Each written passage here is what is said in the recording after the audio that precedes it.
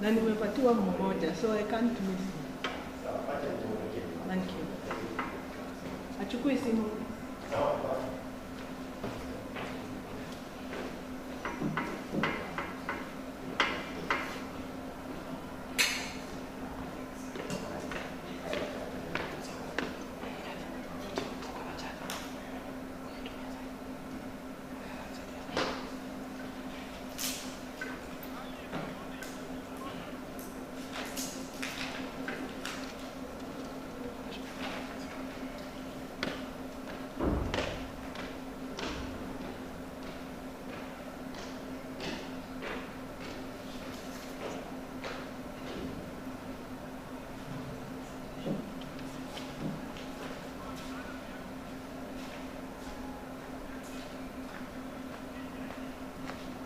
You want to forget speakers? No, just the speaker. Yeah, speaker. You're still most welcome. Which one are you?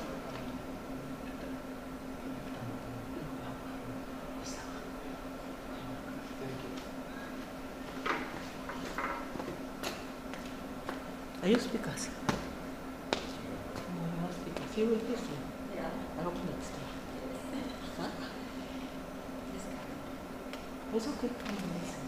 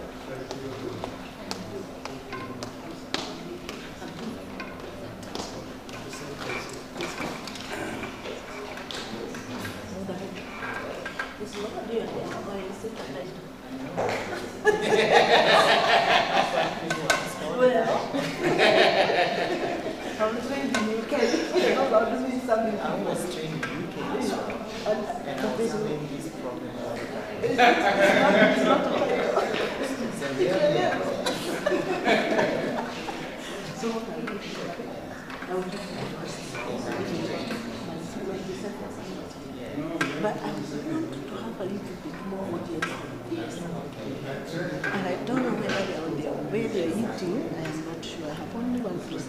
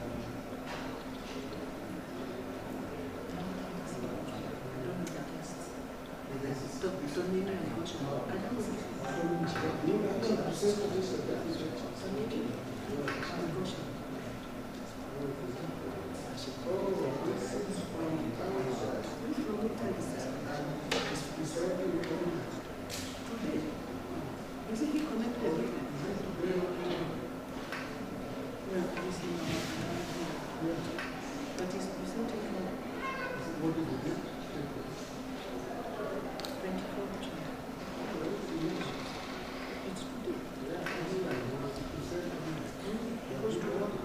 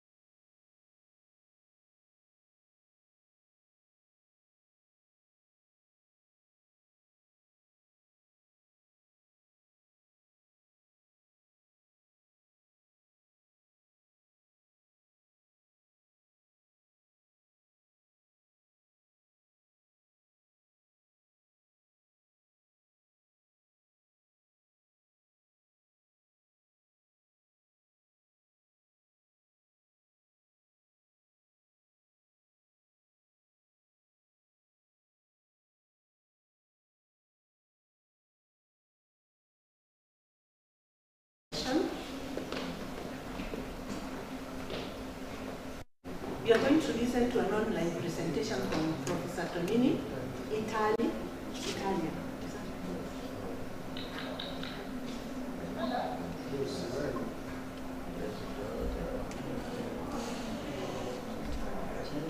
Can you hear me? Can you hear me?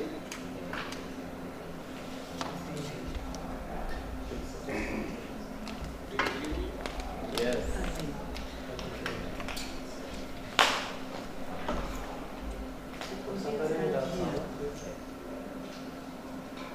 I have an audience in the hall that I need them to hear you. We are organizing the sound because you are so soft right now. Sound.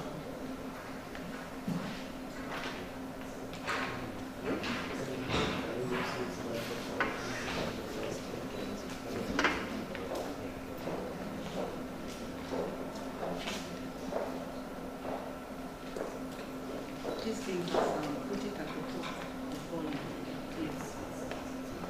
Is that what?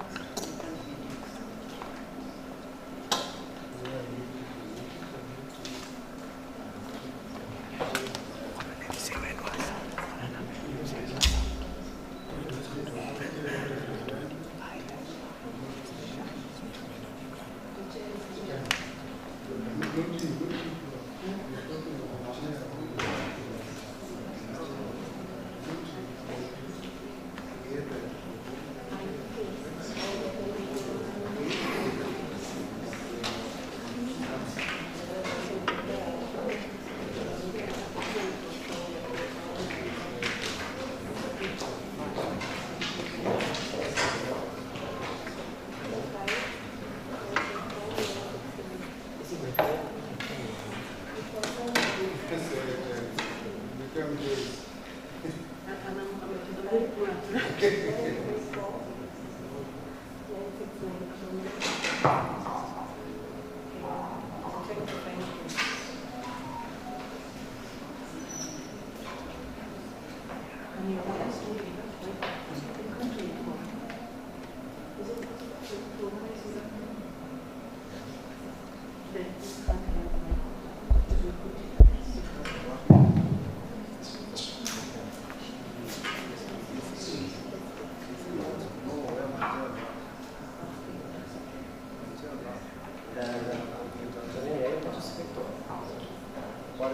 Yes, I can learn. Can you listen? Yes, that's better. Yes, that's better. We can hear you. We can hear you. Okay, okay. Super. Good afternoon, Professor Tonini. Good afternoon. You have an audience here from the School of Agriculture and School of Pure and Applied Science, and our Vice Chancellor attended this session to hear you speak. And sorry for keeping you waiting. We are very happy to have you here, and I can see you have a few colleagues. Will you be able to make your presentation? Yes, I now share my screen so that you can confirm if you can see it. We can see you. We can see your presentation. And okay. It's not full screen. You have given you 30 minutes. Sorry? We've given you 30 minutes to make the presentation. 30. Okay. Thank you so much. Thank you, Vice Chancellor, for this kind invitation.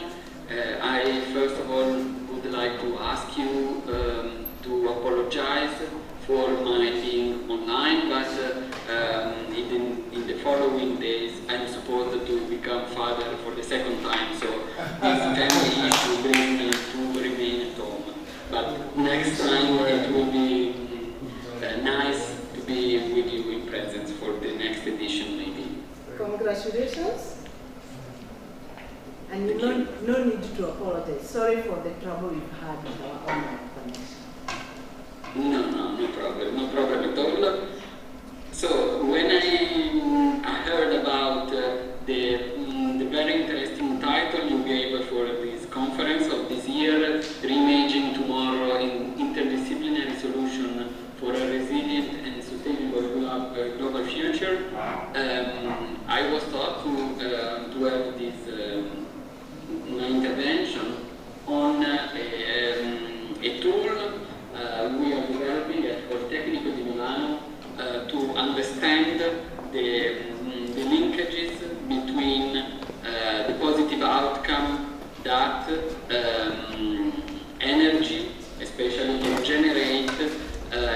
pathway toward sustainable development. So to understand how the different leverage of intervention that are making an energy project sustainable, or in generally a climate resilient project sustainable, how can the different leverage of intervention can sustain the overall sustainability of this. The tool we are developing, it is based on the theory of system dynamics. So here I would like to do with you a brief recap of this framework, of this theory of analysis, with a bit of a history, and then more details about how a system dynamic model can be developed, how it can be,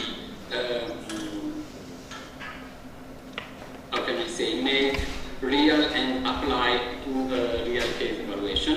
While at the end, I would like to show with you some result of a pilot project we have run for the application of this tool. So I can make you more clear and evident how much this kind of analysis can be relevant while dealing with the analysis of a sustainable development project. I told you that I would like to start with a bit of a history. So the theory of system dynamics have its foundation laid in the period in between the two World Wars, basically, and especially after the Second World War. And this framework has it started with the experience of Professor J. Forrester, that was basically in charge of helping the major industrial companies in the US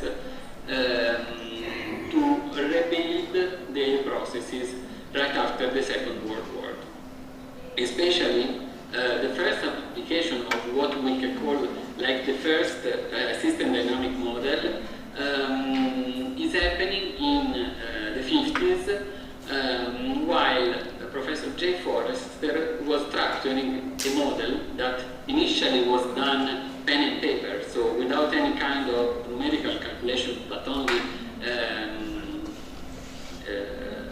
how can I say, visual and computation by hand, but the way in which he was able to reconstruct all the processes related to the productive operation of the General Electric firm, this way of structuring all the processes enabled him to give some insight to the company on how to reconstruct their processes after the war.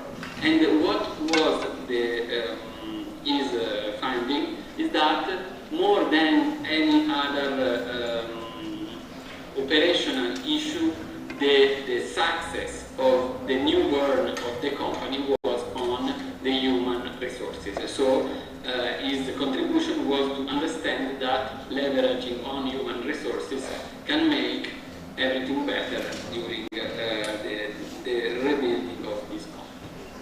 After this experience, J. Forrester was gaining a lot of interest in the application of this concept, and was clear since the beginning that the same approach can be used also for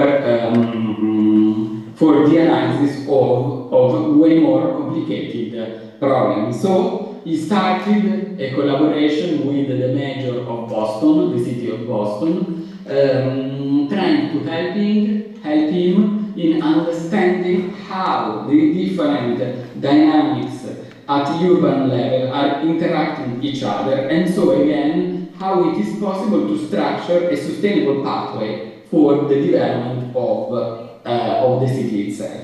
But this was only a little step far, because after this he discovered that the same approach can be applied with a broader focus. So he moved from the little circumstances of a city toward the big picture of the understanding of entire world dynamics. And why this was relevant? Because at that time were emerging the first concern about the sustainability of our world, about the impact of having limited resources and damaging our climate with the anthropogenic effect. So the relevance of detailing a model, now the model was already meant to be a computational model,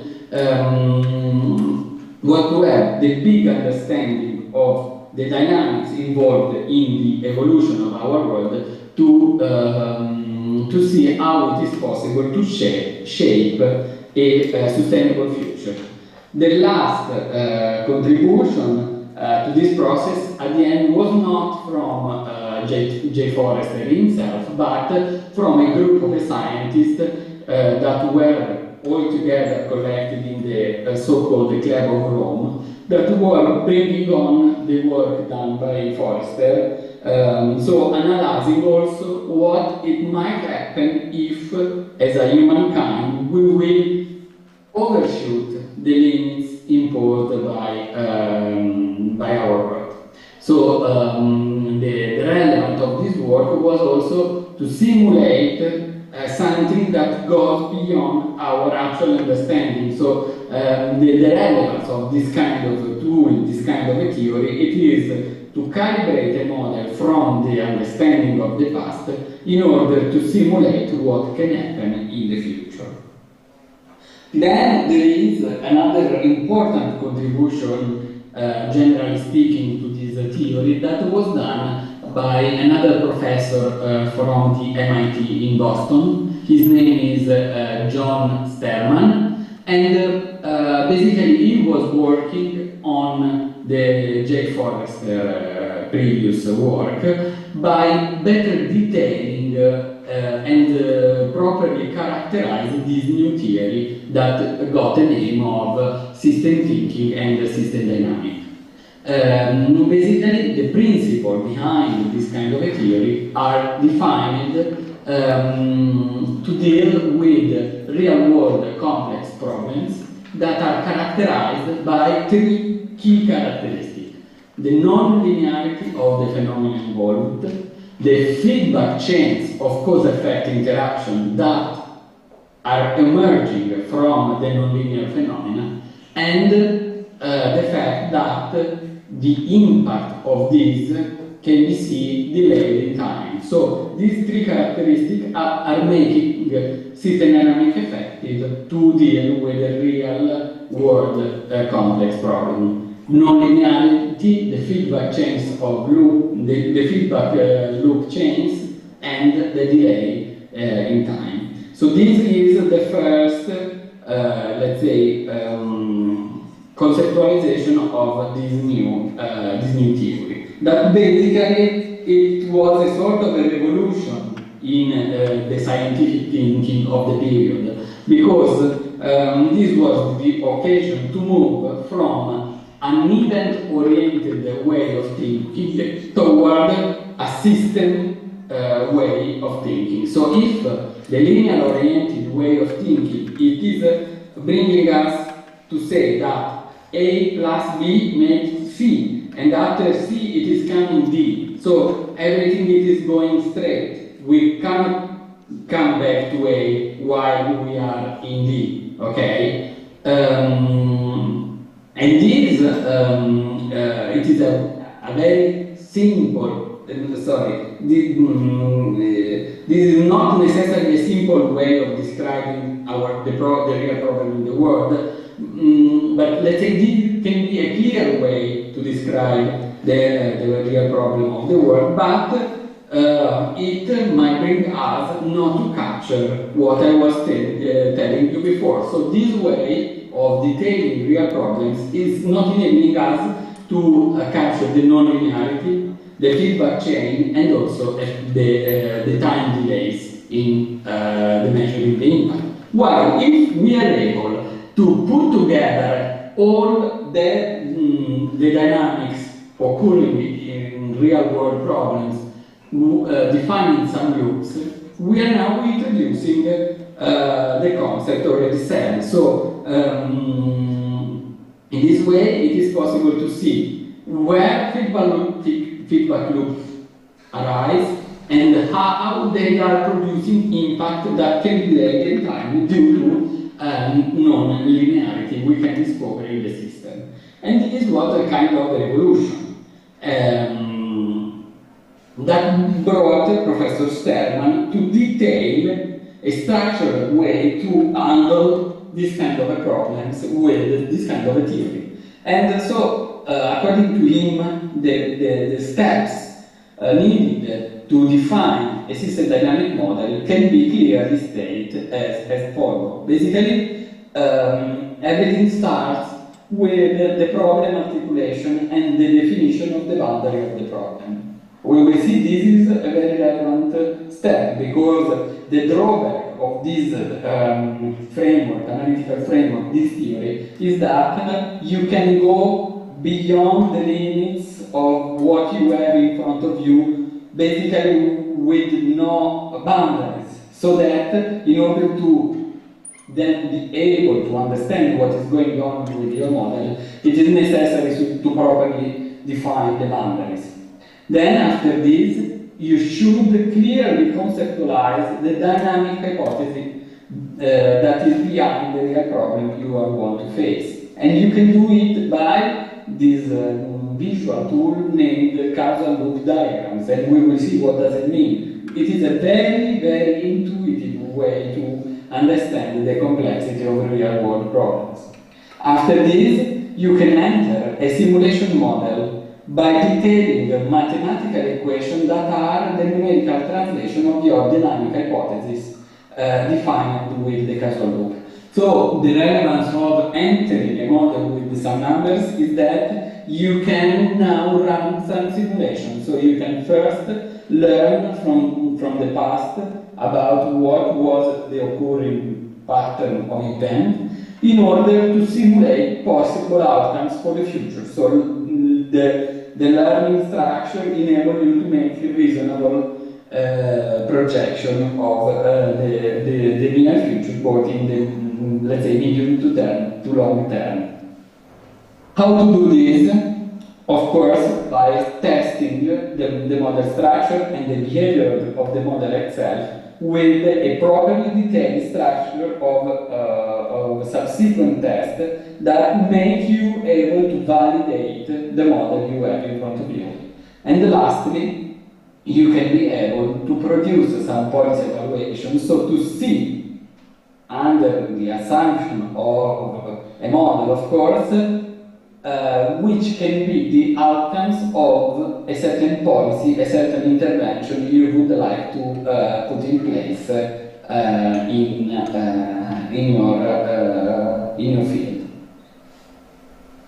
Then, I need to say that by definition, the system dynamic framework, it is iterative by itself, in a sense that the steps I already detailed are meant to be considered in a loop way. So you can start doing the first round of everything, starting from the definition of the boundary, coming to the translation of the model, and maybe already achieving some policy evaluation outcomes.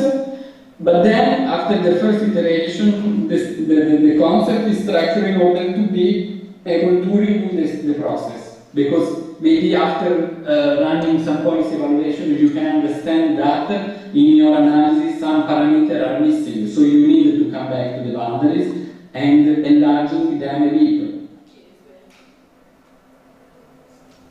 Or vice versa, you can see that your focus it is too broad, and so it is difficult to tackle the outcomes, and so you need to better circumscribe the problem. So you can come back to the boundary definition, reduce the focus, start again the analysis, the dynamic hypothesis, and so on. Okay, so the model itself, it is meant to be developed in an iterative and feedback way.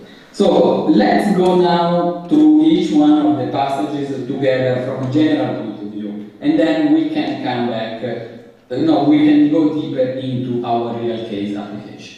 So, as I told you, the definition of the boundaries, it is highly relevant. Basically, you need to use the purpose of your model as a knife to understand what is meant to be in the analysis and what is meant to be cut off from the analysis. And these need to be done accordingly to the different dimension a model can have. So a spatial dimension, of course, understanding the focus of what you're looking at. For example, if we come back to the experience of Jay Forrester, the focus, it can be an enterprise, a city, a region, or the entire world.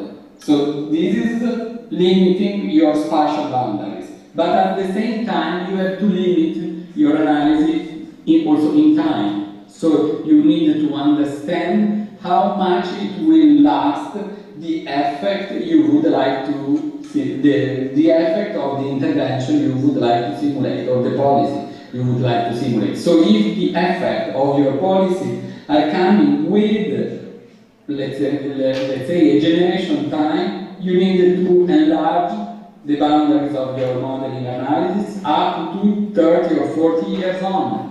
While if the time horizon can be limited, you can reduce it and have a more simple and fast and furious model. Then, as I told you, there is the need of defining a causal loop diagram. This is the most tricky part, let's say, but if you can follow me, it can become very easy. The example I give anytime to my students is about the chicken and eggs. I'm sorry it is difficult from here to open up the discussion to the floor, but I would like to ask you who is in favor of chicken and who is in favor of eggs. So who is coming first, the chicken or eggs? This is a very difficult question to answer, but accordingly to system dynamic theory, it doesn't matter, because the two are linked one to the other with a feedback loop. Because the more eggs I will have in my system, the more the chicken there will be in the same system later on in the future.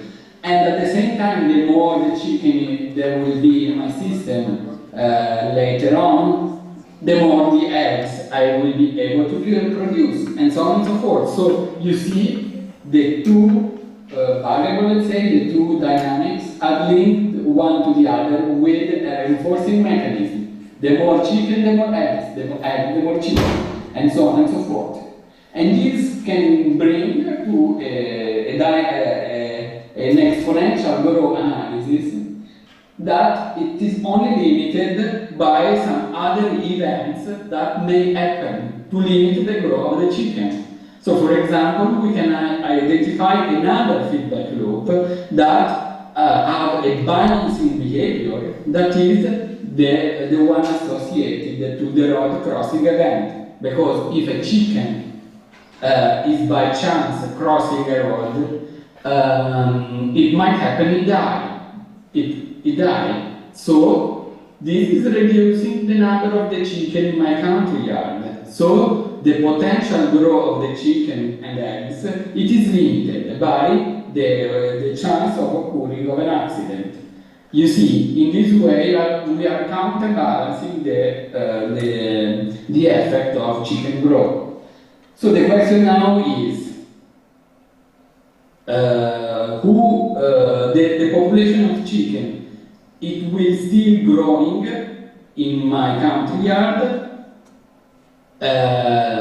now, okay, this is the question. From the conceptual point of view, so only by looking to the causal loop diagram we are looking at, we cannot give an answer so far. It depends on which one of the two dynamics will lead the process. So it depends on if I can still have egg and chicken to sustain their growth, or if the road crossing event and the eventual accident that is associated, it is leaving the system, so reducing the population of chicken. So from the conceptual point of view, we cannot give an answer. And this makes relevant the following step, that is translating the conceptual hypothesis into a numerical model. And the basic structure of a numerical model, it is meant to distinguish in between two different kinds of variables. The stock variables that are related to how much the system accumulates new unit, and the flow variables that are the level at which stock variables are increasing or decreasing. Okay? The little cloud indeed are limiting the boundaries of our model. So if we come back to our chicken and eggs, we can consider chicken as a stock variable, so the number of chicken, it is giving us the level of population in our country yard, while eggs, it is the inflow, so eggs are determining how much the population it is growing over time. So if chicken and eggs are kept alone in their country yard with a proper boundaries, we are happy to see an exponential growth of the population in the country yard. But, as I told you, it might happen some chicken eggs in the country yard and cross the road, so accordingly to a probability of accident, they can die. And this is basically limiting the growth of the chicken, but still, if the fertility mechanism it is already leading the process, we can still enjoy a population growth of a chicken. Then the complexity in the model can be, how can I say, improved, and additional variables can be added. Basically, we don't need it. The only thing to consider it is the relevance. So at the end of the process, when it comes to evaluate your intervention, your policy, you need to ask yourself, if I consider additional complexity in the model, I am able to address more valuable results. This is the question we should ask ourselves before coming on with a new iteration. But before coming to the policy evaluation, as I told you, you need also to validate, to somehow test the model. The full validation, so the verification, it is not possible, because verify means establish a true accuracy or reality of something, and valid it is defining as having a conclusion correctly derived from premises. So valid implies being supported by objective truth, and this is not possible with model, because all the models are intrinsically wrong. So the only thing we can do with the model is to test it against maybe historical behavior in order to be able to run some simulation and test the hypothesis. So now, since I think I'm getting a bit longer than expected, I would like to jump in straight to the real case, real problem application of this tool. The occasion happened with a partnership with Oxfam NGO, and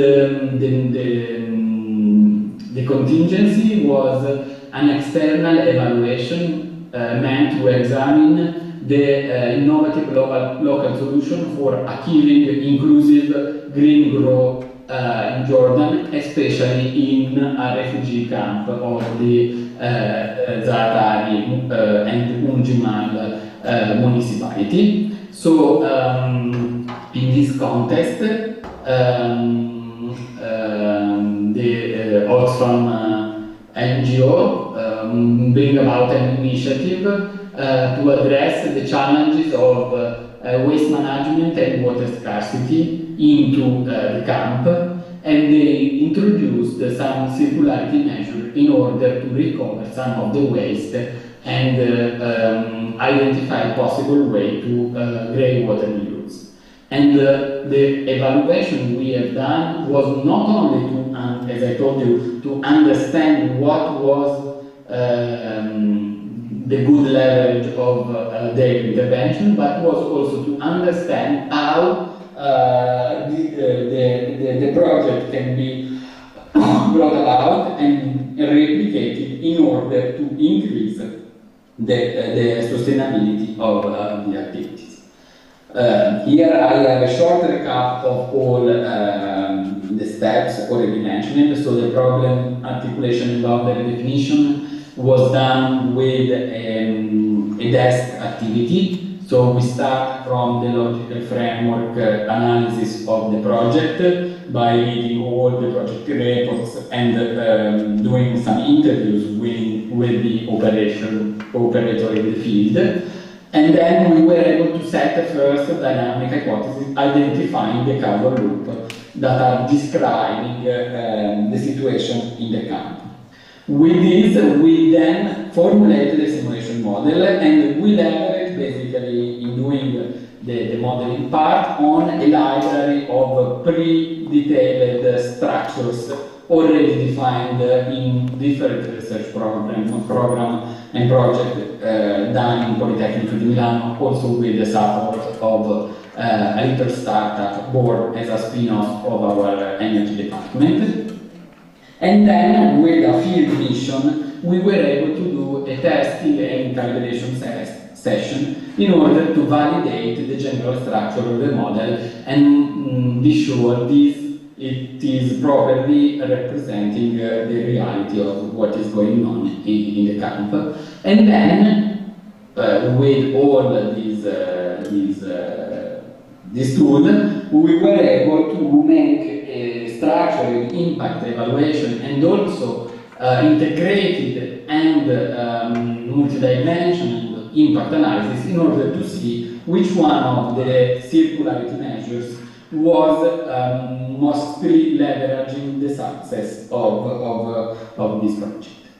So, just to show you some of the output, as I told you, we started from the documental analysis, and so we detailed the processes related to, from one side, the waste generation, and from the other side, the water use, in order to somehow clarify which is the boundaries we are dealing with. So where it ends the supply chain, the two supply chain we would like to discover.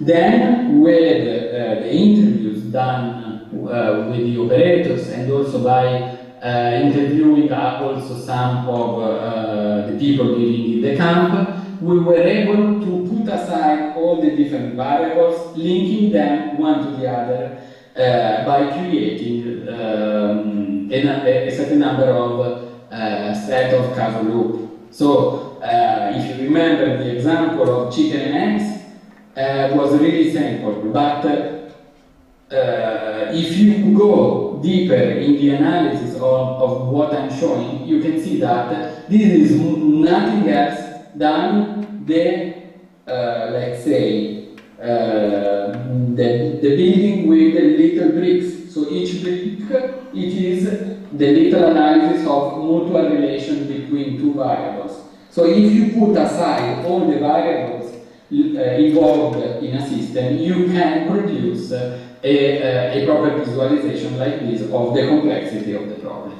Then basically, what you needed to do is to translate this into the numerical stock and flow structure. But if the previous work have been properly done, you have all the information to do so. So basically, you only need to translate your conceptual hypothesis into some numerical assumption. So understanding how much the stock variable in the problem are accumulating, how much the flow variables interact with each other, introducing maybe some auxiliary variables that are meant to link the different structures.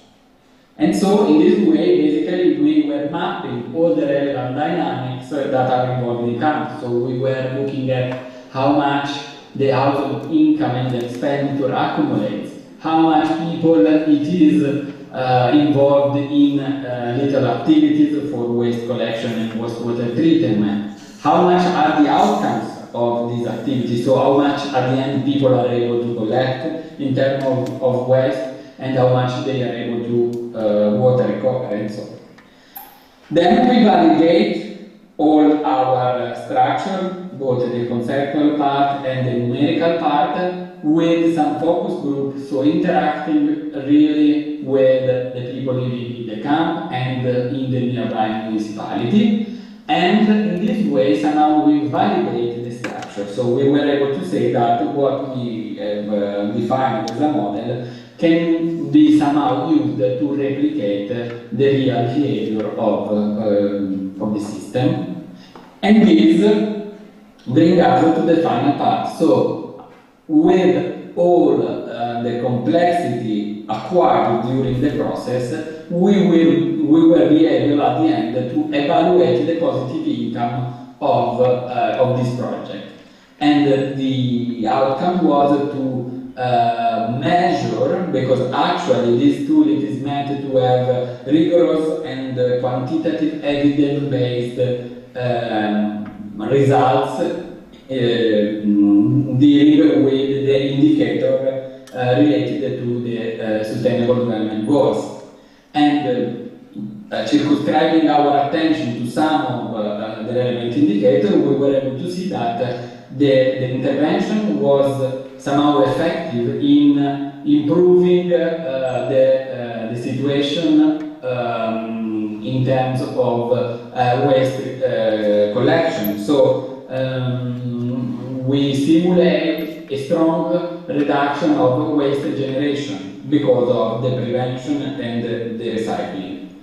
Indeed, we were discovering that the activities done in the camp were reducing a bit the potential of income generating activities, because we discovered that people in the camp were dealing with much of informal economies. So they were sending out some of the waste in exchange of money from outside the camp.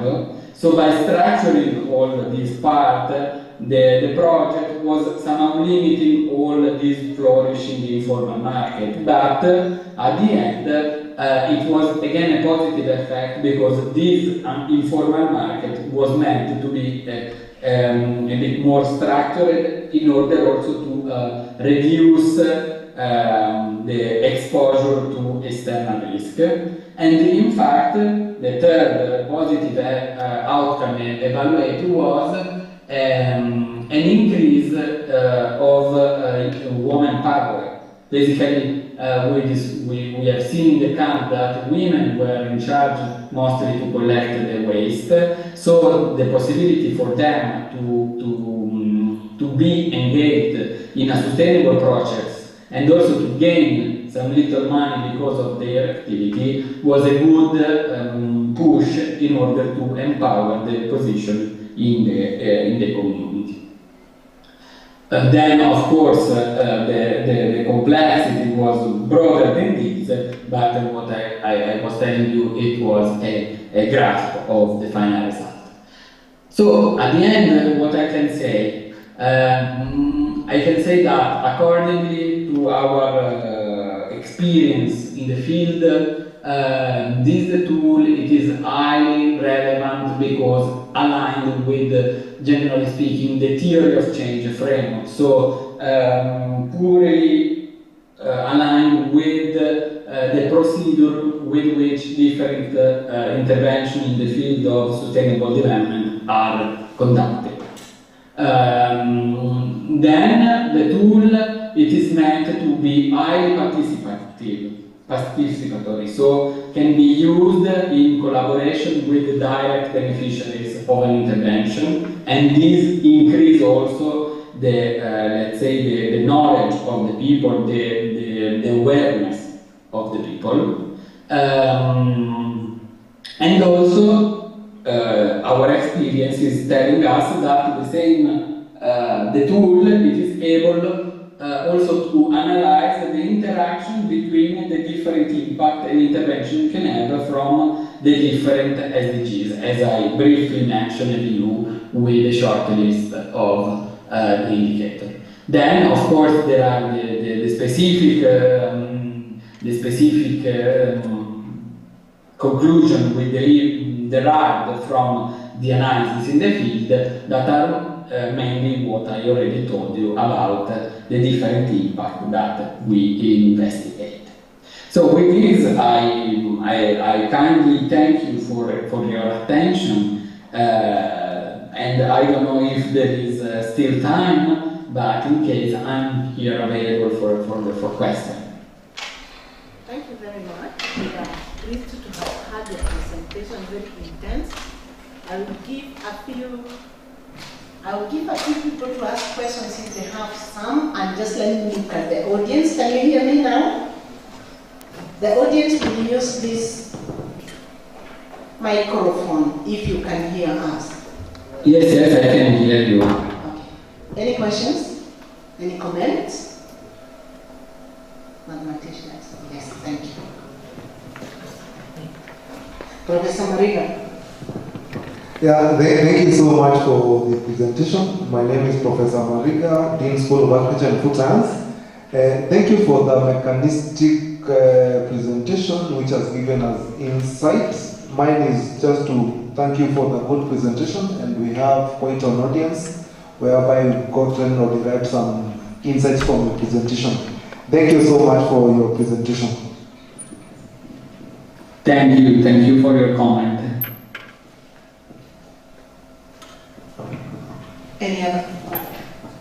Another question from Professor Mwenda? Yeah, thank you. I'm Professor Mwenda. I'm in applied maths, specifically fluid dynamics modeling, and I appreciate the modeling that you presented, the systems modeling. I was just curious about the nature of equations. What kind of equations are you coming up with? And like in fluid mechanics, when we model, we look at the conservation equations. I don't know, in your analysis, what are the limits that basically guide the nature of equations that you are coming up with? Thank you. Oh, okay. I'm not sure I understood the question. I try to repeat so you can confirm. You are asking about the equation in the model, isn't it? Yes, correct. Okay, so basically in the model we have two kinds of equation. The most important one is the one related to the stock, that is the integral over time. So anything it is related to the stock, it is meant to be the integral over time of the flow variable. While so if you see this from the stock perspective, stock are the integral of the flows. If you want to see the same from the other side, you can understand that flows are the derivative of the stock over time. But basically, everything it is playing with this dichotomy, integral versus derivative.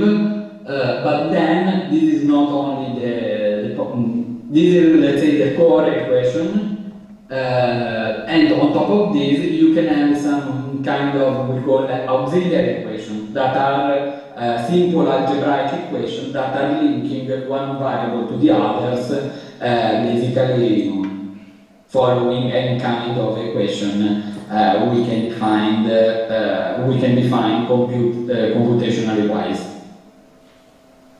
And but this gives me also the chance to clarify that this is a simulation model, so no optimization algorithm behind, only simulating the behavior of the variables. Okay, thank you. Any other question or comment? Questions or comments? Professor Tonini, thank you so very much for that presentation and for your patience to wait for us. We're thankful, and I am sure a number of people here will probably get back to you. Thank you, thank you. You have my, I for sure will send you the presentation, you have my contacts, so I'm very happy to receive your feedbacks, and hopefully I can be with you for the next edition. Thank you so much. We appreciate that. You can come to encourage the presenter.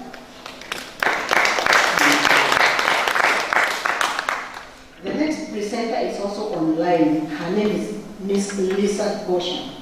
Ms. Lisa Goshen is the chairman of Africa America Beauty Alliance.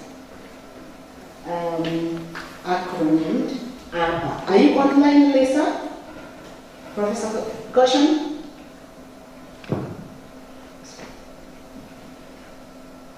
Hello, good afternoon. Good afternoon to you. We are happy to have you here. Please welcome to Meru University. My name is Charity, and I have an audience from the School of Agriculture and also School of Pure Sciences. You are welcome. You can start your presentation. We will listen to it and we'll ask you questions at the end of it. Thank you. Thank you for the warm introduction. I want to first start off by thanking the University of Meru, the Chancellor, Professor Joshua Arini from the Department of Food and Sciences, and those that have invited us to speak today here at this very important conference on sustainability. And to all my fellow researchers and scientists, thank you. I'd like to start with a question. Let me see if I can share my presentation. I won't promise. I have a little technical difficulties, and if so, I will just use my paper copy when all else fails, right? So let me see here. It looks like I'm just going to read from my paper copy, if that's okay. Thank you. Okay.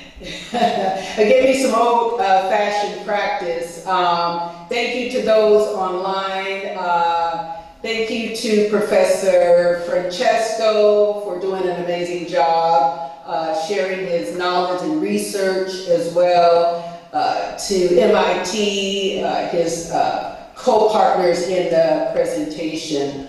I'd like to start by asking a question. How many of you have spent months, even years, working on something important? Perhaps a research project, a startup ideal, a business ideal, maybe a dissertation, a business venture, a solution to a problem you genuinely believe could make a difference. By show of hands, online, if you can just raise your hands, how many of you? Hopefully you all can see me. I know I got out of frame here. We can see you, but you cannot see the many hands that have been raised. Okay, awesome. There are about 8 people saying they have gone through that. Okay, and how many of those ideals have actually reached the people you intended to serve. Not how many papers we've published, or projects we've funded, or have been approved, or even presented at conferences like this one, but how many have actually improved someone's life? I can see about 5. Okay. What happens to our research when it leaves the laboratory? What happens to that solution that never reaches the people who need it the most? What happens to that farmer who's supplying resources but they never share in the value that their crops generate? Because after all, this is directly tied to agriculture and sustainability, right? And what happens to those policy recommendations that never get implemented? Or that student that has so much talent, but not a pathway to bring their work to market? Well, I'll tell you, too often the answer is the same. Our papers get published, the conference ends, the report's filed, funding stops, and students graduate. And then guess what? Those opportunities disappear. One of the greatest challenges facing Africa today, it's not a lack of talent or ideals or resources or innovation. The challenge we face is ensuring that our discoveries reach the people that it's intended to support. I'm Dr. Lisa Goshan. I'm a scientist and chairwoman of the Africa America Beauty Alliance. And we are building the first ever translational science ecosystem. We are going to connect melanin-rich biology, exposure science, indigenous innovation, and economic development under one framework. We call this Discovery to Impact. Now, some of you, probably 99%, know what translational science is, right? But if you don't, it's okay. Raise your hand. Anybody not know what translational science is? Well, translational science is transforming African research into African prosperity. We're going to move beyond research and publications, and we're going to move towards commercialization, manufacturing, innovation. And we're going to transform our findings into health solutions, economic opportunities, technologies, products. Now, if you're living in Africa, I recently was fortunate enough to visit Kenya for the very first time. And I have to say, that's my new home. I will be back to launch this research project, yes, to all my Kenyans.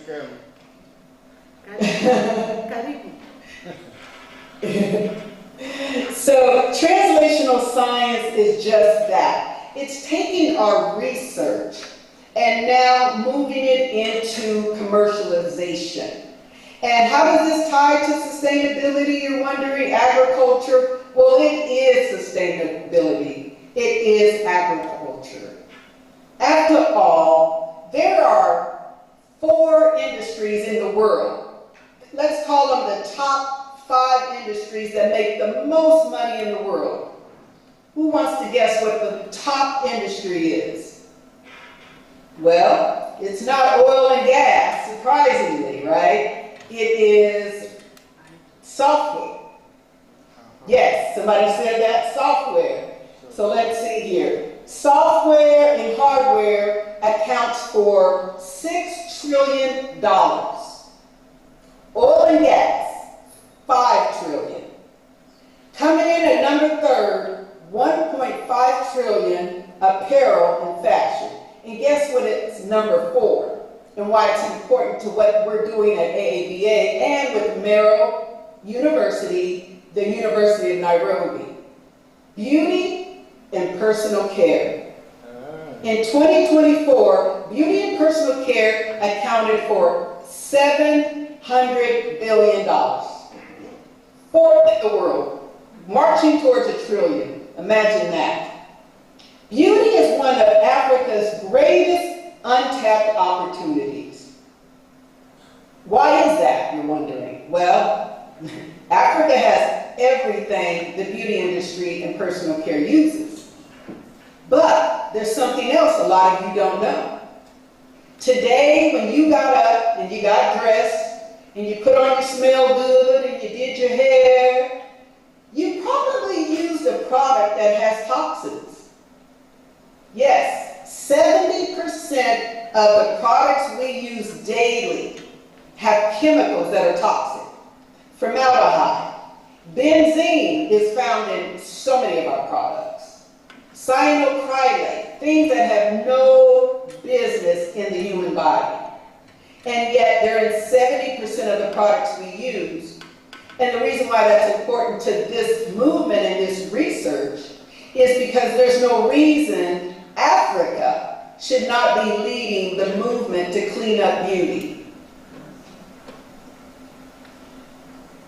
Why does it matter, you're asking? Well, what if discovery sitting in the lab? We have so many universities here today that are participating in this conference. And I know there are a lot of great researchers and scientists, but I imagine some of your work is sitting on a lab. And like me, you publish your work, and then that's it. But imagine it's the next great solution to change the lives of Africans. Because so often we talk about the sciences and governments and businesses. But without the people, there is no science, there is no business. And this project now is shifting the focus. Because if you live in Africa, no matter what country you're in, you see what's happening, right? People like me, I'm in the United States, and there are a lot of Westerners, Europeans, and they're developing in Africa. Has anybody noticed? I've noticed when I was there. A lot of foreign investment going into Africa, but we're going to change that through the Translational Science Project because Africa has the natural resources, the raw goods, to become #1 in the world when we talk about this nearly $1 trillion industry. Like I said, many universities, we excel at research and teaching and scientific discovery, but we struggle with technology and knowledge transfer. We struggle with partnerships. And it's one of the reasons I'm very grateful, and I commend Merrill University for being a pioneer in this upcoming translational science research project in the fall of 2026. Now, I want to talk a little bit about the story we all know, right? The farmer grows the crop, researchers study it, the paper gets published, but a company somewhere else develops the product. Manufacturing happens elsewhere, and the most important thing, the profits and the jobs go elsewhere, even the intellectual property. So as Africa participates in the beginning of the story, too often misses the ending. And our important discoveries, they just remain in our journals, and they don't become real world solutions. And we all know Africa possesses a rich, biodiverse system, indigenous ingredients, and the most important, because I want to make sure we don't overlook students. You see, Africa has an ambitious, talented body of young people who are graduating from your universities, abroad, and yet many of them don't have a path forward with their careers. It is projects like this with AABA that's creating opportunities. Because Africa's greatest export, it's not mineral, you guys. It's not oil. It's not crops. It's people. It's people. But perhaps our greatest untapped resource is not in the ground. It's walking above the ground. Right there at all these universities. And I want you to think about that when you think about, why is AA doing this again? What is AABA? AABA, the African American Beauty Alliance, is a nonprofit organization. We're built on the premise that Africans' greatest resource is not found in its soil, but in its people, its ideals, research, and more importantly, capacity to innovate. At AABA, our mission is to transform this discovery into opportunity and now connect science and entrepreneurship with economic development. So today, we're working to build the first integrated translational science ecosystem with partners from Merrill University, the University of Nairobi, and we have other universities we are targeting to join this global initiative. And I'm most proud to say that AABA, in partner with Merrill University, we are piloting the first university-led commercialization project using their famous camel milk. Now, you're there at the conference. I hope you have seen the work they are doing with camel milk. This is global. This is like world movie. This hasn't been done. And Merrill has been doing research for 5 years on the effects of camel milk. And I'm most excited that we have partnered to now bring products to market with Merrill University. And that is the purpose of translational science. We have to take our work and our findings and now turn them into products.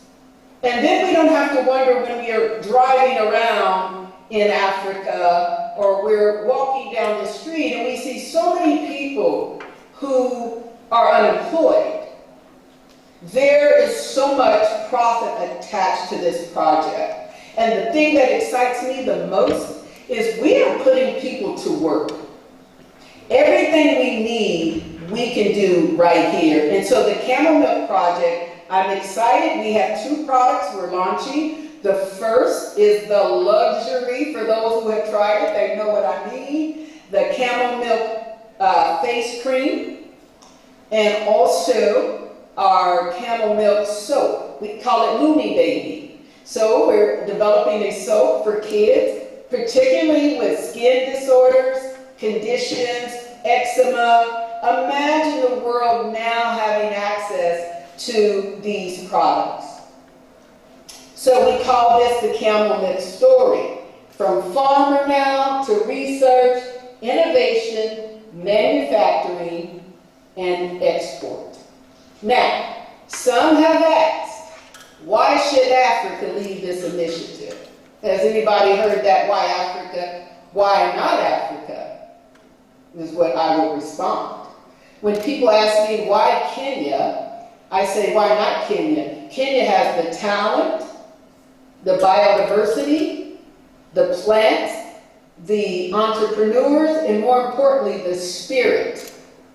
The spirit to believe in people and to support these young people. So imagine a student at the University of Merrill, the University of Kwame Nkrumah in Ghana, the University of Lagos, all of these universities participating in this translational research. And by the way, let me just go back a little bit and talk about why that research is important. So $700 billion is what it generates. However, we have universities that have the knowledge to help us understand melanin-rich skin biology. What has happened if you are a woman of color? You have gone into a store and you have tried to find a shade to match your skin, and normally it doesn't exist. Or if it does, it oxidizes after time. And so I asked Dr. Karoki over at the University of Nairobi, why is that? And I asked our lead scientist, who was actually on this call, why is that? Can we solve the problem around melanin-rich skin biology? After all, Africa is going to be the next biggest consumer base in the world. Not America, not Europe, but Africa. So Africa needs to lead this initiative, and we can change the formulations. Right now, there are no good melanin data sets. So as a part of this translational science project, we plan to have up to 200 participants from around the globe participating so that our data is like the gold standard. And also to look at toxicology, specifically when we talk about bleaching creams. Now, we don't talk about it enough, but it is a problem, not just in Africa, but around the world. So many women using bleaching products that have lead, mercury, things that have no business in the human body, and we haven't studied what happens when you stop using that. And so this integrated framework not only looks at products, but we're looking at exposure, both environmental and with synthetics. So it's very important that we do this work ourselves. So when I say, why should Africa lead this initiative? I think I've given you all the reasons why we're leading this initiative. The greatest breakthrough of the next decade, it's not going to come from a laboratory. It's going to come from collaboration. Researchers, we got to work alongside with entrepreneurs. We got to work with students. We got universities. We got to work in a collaborative fashion. We have to start collaborating and working together so that we can solve these problems and at the same time start putting people to work in Africa.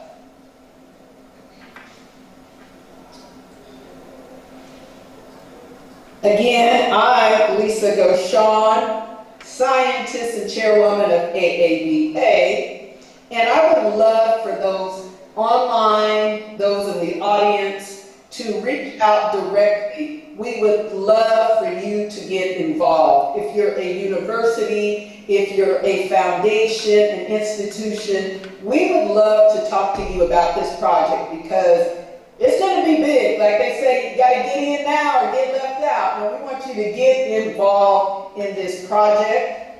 For more information, you can go to www.aabakenya.com, or you can send me a direct message, an email. I will put that information in the chat. You can also please follow us. Community support is very important. Follow us on Instagram, TikTok, and Facebook, and that's AABA Kenya. Thank you. I'll now open up for questions.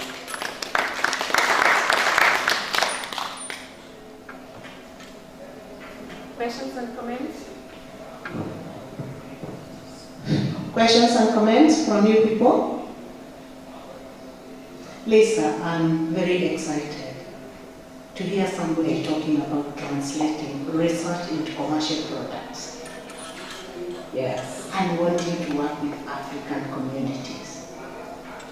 Yes. The reason most of our research is in our shelves, our innovations are in the shelves, is because we don't get somebody to find between product, bring product development to commercialization. Yes. And I can see that if we are going to collaborate with other ABA, we could actually get some of the exciting beauty products that are resting.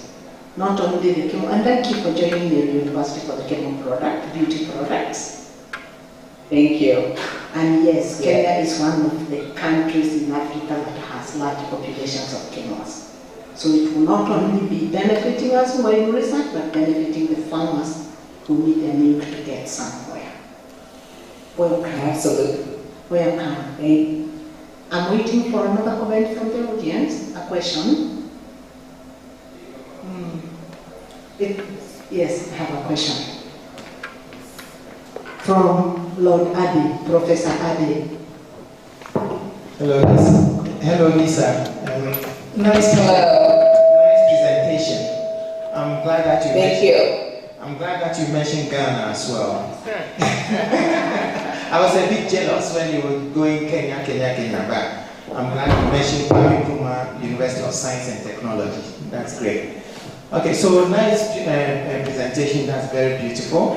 I just want to know how you engage the youth in this, because you know the youth in Africa, you know, when it comes to employment and also entrepreneurship, there's a big gap there, right? So you know, countries are facing problems. So in a matter like this, I mean, this very beautiful engagement with Meru and your enterprise and what you do you engage the youth as well? How do you engage the youth? I could not hear you. Can you repeat that for us, please? Let him come near me. Sorry, okay. Yeah, hello, hi. So, yeah, so I was saying that you're doing beautiful projects and all that. And in Africa, as you know, the youth engagement or training in entrepreneurship, in something novel like what you're doing and all that is lacking, and therefore unemployment is high and all that, right? So, how do you engage like the youth in terms of maybe training or in your activity, your program? Do you have any engagement that you do with the youth? They also learn something from this. Yes, thank you. That's a good question. You know, one of the things I wanted to talk about when I was going through my presentation is, listen, AABA cannot do it alone. This is a community effort, right? And so we have to do public outreach. We're doing campaigns, because this is a movement too, right? This is a movement in Africa. And what it's going to take is programs like this. You know, the more people know about the work being done, we need people to do packaging, right, for the creams. We need young people to do packaging for the soap. We need people to just do social media. So there are many things we can do to start to put people to work. But the biggest thing we can do is to use the natural ingredients that we have right there. Instead of, you know, traditionally the products get exported, and when they come back, it's because Africans are using them, right, as finished goods. And so now what we have to do is we have to have outreach campaigns, you know, because knowledge is power. I talk to the young people all the time at the University of Nairobi, and I said, listen, you are here taking a science course, and the same with the kids at Meru. But many kids are afraid of science, right? They've never been introduced to it. They're afraid. They don't even know what STEM is. One of the things we do here, I do with a place called Discovery Lab, is we bring kids from inner city schools that know nothing about science, and they say, what does beauty have to do with science? And then when we start talking about the different aspects, then they become interested in, wow, I never knew science was involved in beauty. You know, it's not just formulation, right? You could be a creator. You could be a packager, a graphic artist. And so outreach is really key, and that doesn't cost us much, right? I'll be back in September to launch the official launch of this translational science project. And one of the things we're going to do is do a big, campaign outreach so that people in the community know that they can get involved. There's opportunity. So, but it's going to take the village. It's going to take all of us. Yes. Is AABA interested in what we have as indigenous knowledge on skincare? Yes, you're open to walk the discovery channel as well as commercialization channel with Africa on absolutely indigenous knowledge. Yes, we are very interested. In fact, we have a young lady at the University of Nairobi who has done her not her dissertation, but her research on bitter leaf. And as a result of that, we're now going to invest in helping her to bring bitter leaf to the market. Her mother had been using bitter leaf, as a skin regimen. Her grandfather was eating it. She told all these stories about bitter leaf. And as myself and our lead researcher, who's actually on the call here today, Dr. Leosi from the University of Nairobi, he's going to be helping us lead this project. We talked about this exact thing. Like, what other projects can we do? What other products are there? In Africa, you have so many natural resources, indigenous plants. It's possible. I'm excited to hear you talk about that product being developed for commercialization in and with Africa. Thank you. Thank you. And we are very excited and look forward to meeting you, not just in Nairobi University, but please come to Nairobi University next time. Yes, I will be there. As I said, anybody that would love to get involved, please reach out. We will have 8 scientists on the Global Translational Research Project. We have not filled the roles completely. We have 3 of those positions identified. We need molecular biologists. We need pharmaceuticals, epidemiology, Dr. Leos, am I missing a few? Cosmetic formulation.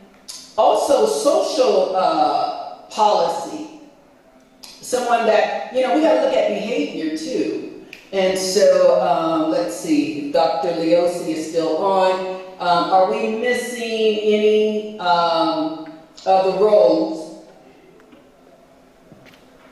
Okay, you're thankful about that, and I can assure you the kind of professionals you're looking for, you will find them here.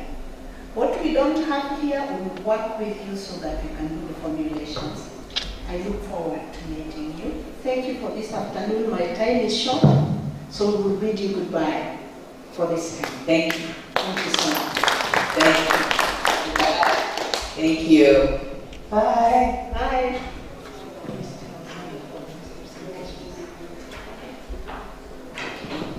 I am informed that for the next session we may not be able to be online this week.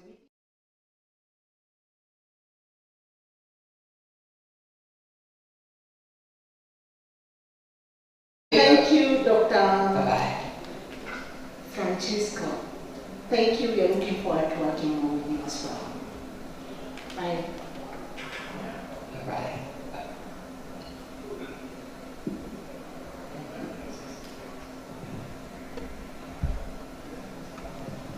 I've ended the online meeting, and the next paper we will listen to Professor Abi. His name is Lord Abi, so my first question was, is Lord a name or is it a title? It's a name. It is a title. Please, welcome. I think you need to connect him. Yeah. And we will have 30 minutes. I don't know how to introduce him, so I'll ask the VC to introduce what I need to ask. Thank you. Thank you, Professor Charity Gichuki. I've been married here for the last almost 8 years, but in one of those years, I think maybe around 6 or 5 years ago, I traveled to Canada. And I went to all the provinces in Canada, and quite a number of universities. One of the universities I visited was Dalhousie, and we spent about 3-4 days there. And after that, we have had nearly every year people coming from Dalhousie. You remember David and the boss, these guys. And then after that, we started now interacting. And the School of Agriculture, through Professor Masinde Donadun here, has been very active with the School of Agriculture in Dalhousie universities. You remember we have sent quite a number of our students there to Master's Level 2 every year. We have sent the students that are doing diploma in agriculture, and they go there, they do their 3rd years and 4th years and BTech fully funded. And all this is because of the relationship we have with Professor Lord Abbey. And being an African is so brave. I mean, this place is so fun. And any time we write to you that you come, you know, Canada is over 24 hours travel. It's almost 30 hours. And he uses his own money, he uses his own resources because of the dedication as an African. When he's outside there, the dedication he has to come and pay back to the continent. We are so proud of you, Professor. He's a Ghanaian, but Kenyan at heart. Even when you are walking on the road, throwing stones, he comes. Thank you for coming, Professor. Thank you very much for the introduction.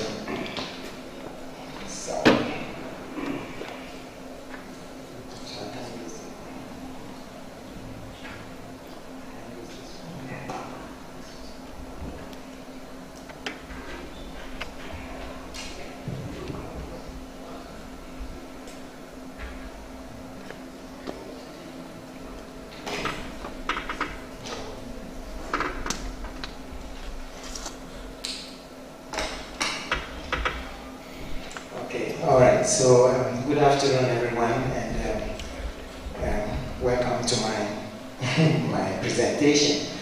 So this afternoon, I'm going to present on 3 of the works that we've done in my lab, my PhD students and an MSc student. And last time it was, I think was it yesterday? Yesterday. Oh my gosh. Yesterday the presentation was about, somewhere about a student from here in this university who worked in my lab. So, but today it's not. And but anyway, so I'm going to present on sustainable innovations in crop production using some biomass and some biostimulant. Last time I talked about biostimulant. We're going to see some biostimulant that we worked with, and also interesting enough, we're going to see coffee. We all drink coffee. Yes. We all drink caffeine, and we know how caffeine stimulates us. So can caffeine stimulate plants? That's the question. Can caffeine stimulate plants? So we shall see that in the presentation. So I have 3 presentations here, so let's start. And for some reason I don't have pointer because of some reasons, so I'm not very comfortable. But so the works are project 1, slow release fertilizers using PN.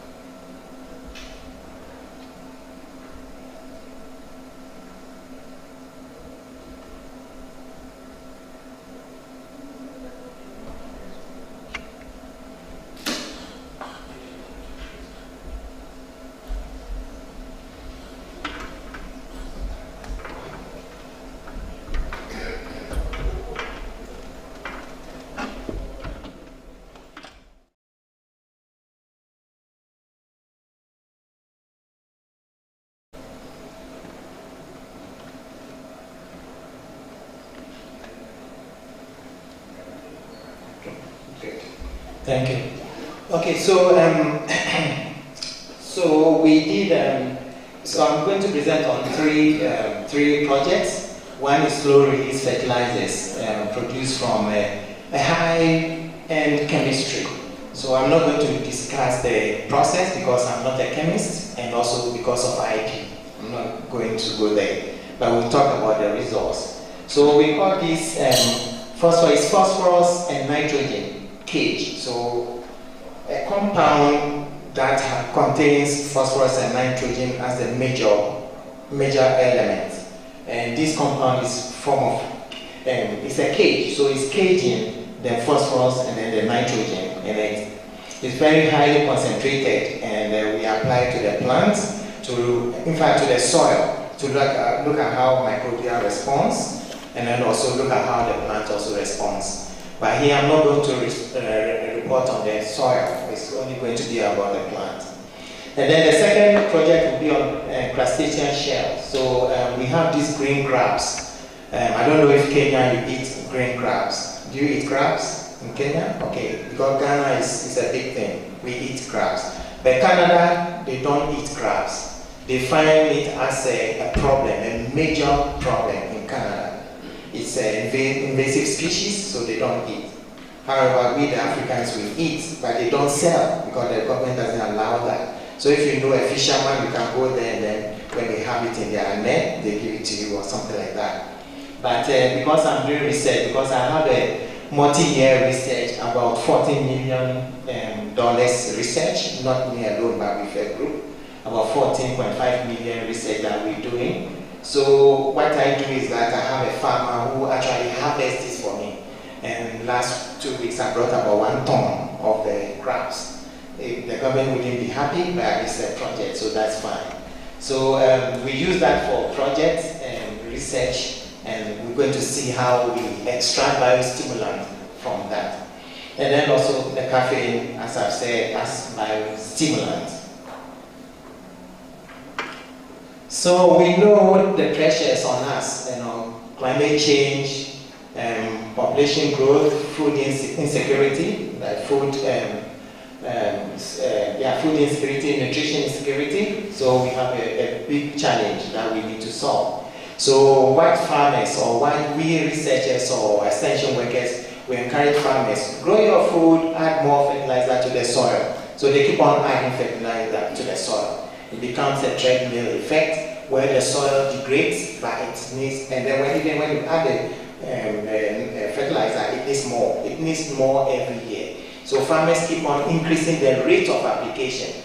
So whereas previously we say tomato apply 30 kilograms per N nitrogen to tomato, now we are applying more than 90 kilograms per hectare of N, right? And it keeps on increasing because of that treadmill effect.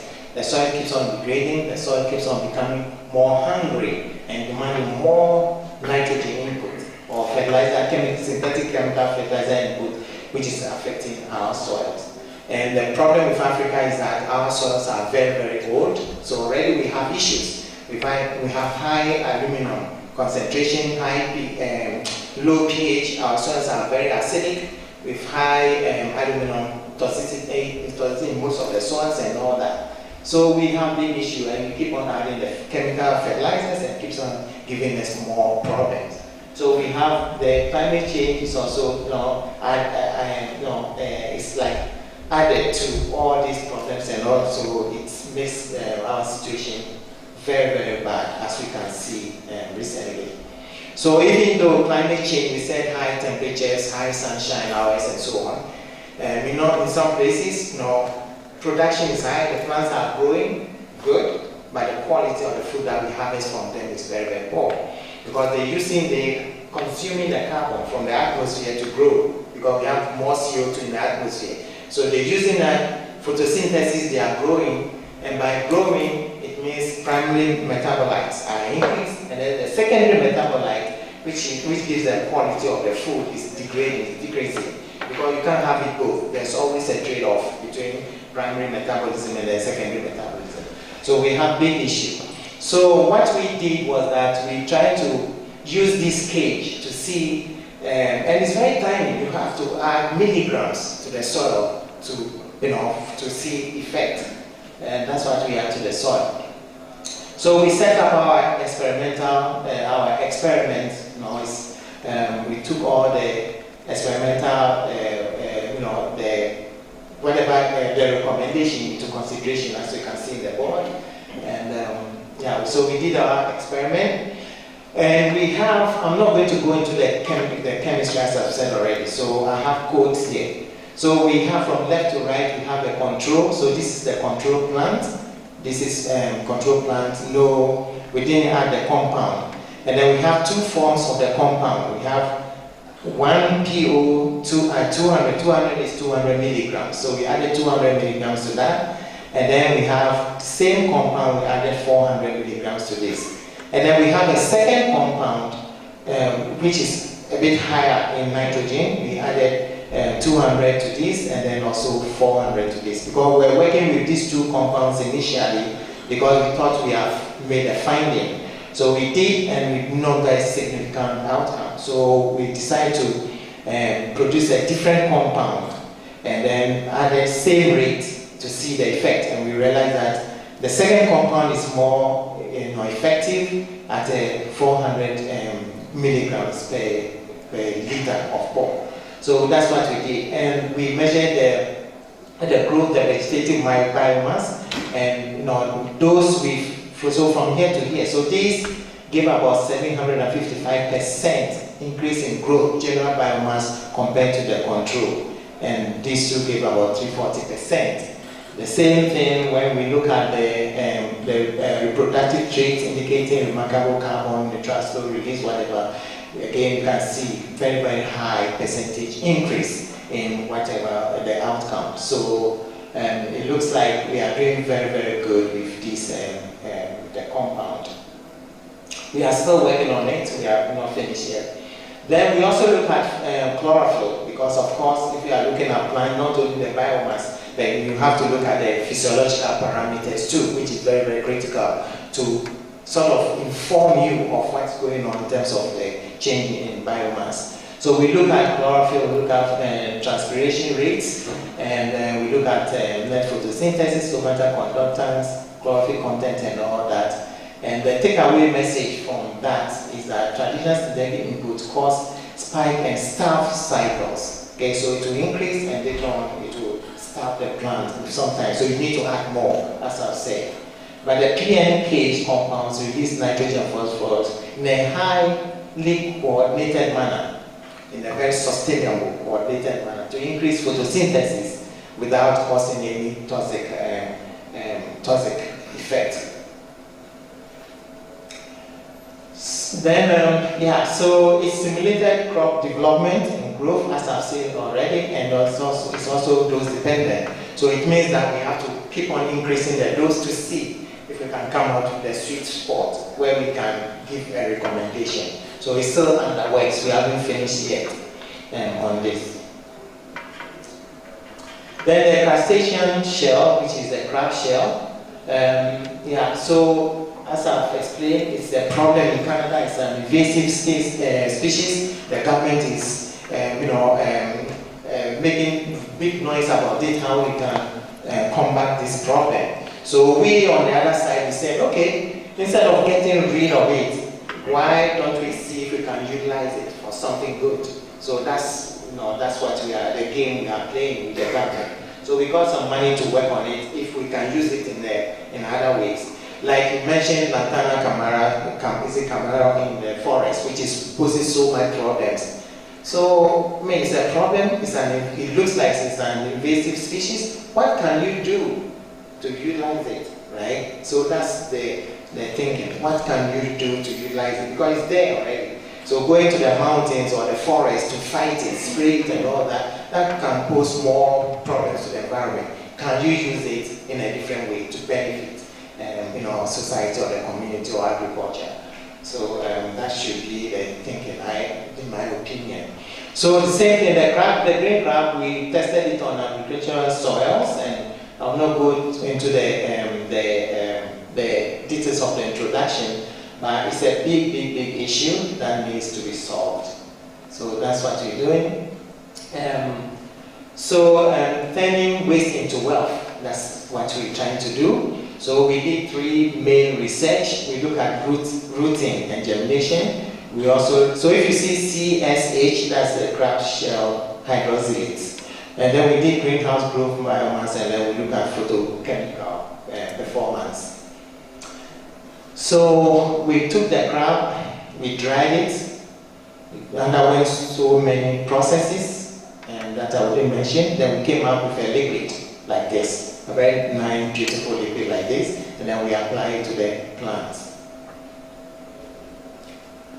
The liquid that we extracted, we did analysis on it, and we realized that it's high in hydroxyl and amine groups. So it means that it contains proteins and polysaccharides, which is good, because proteins are used to, can help plant growth and so on and so forth. So if it contains proteins and polysaccharides, it's a good thing. It means we can break the proteins down to get polysaccharides, and then begin to get more nitrogen and sulfur and phosphorus, etc., from this.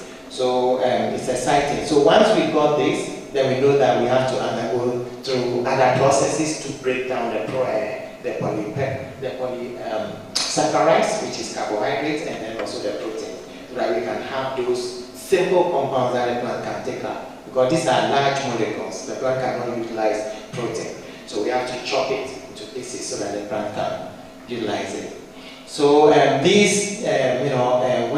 did the fingerprints we used FTIR, and then we categorize it, and we saw that it contains all of this glycosidic and then calcium carbonate and residues. And in our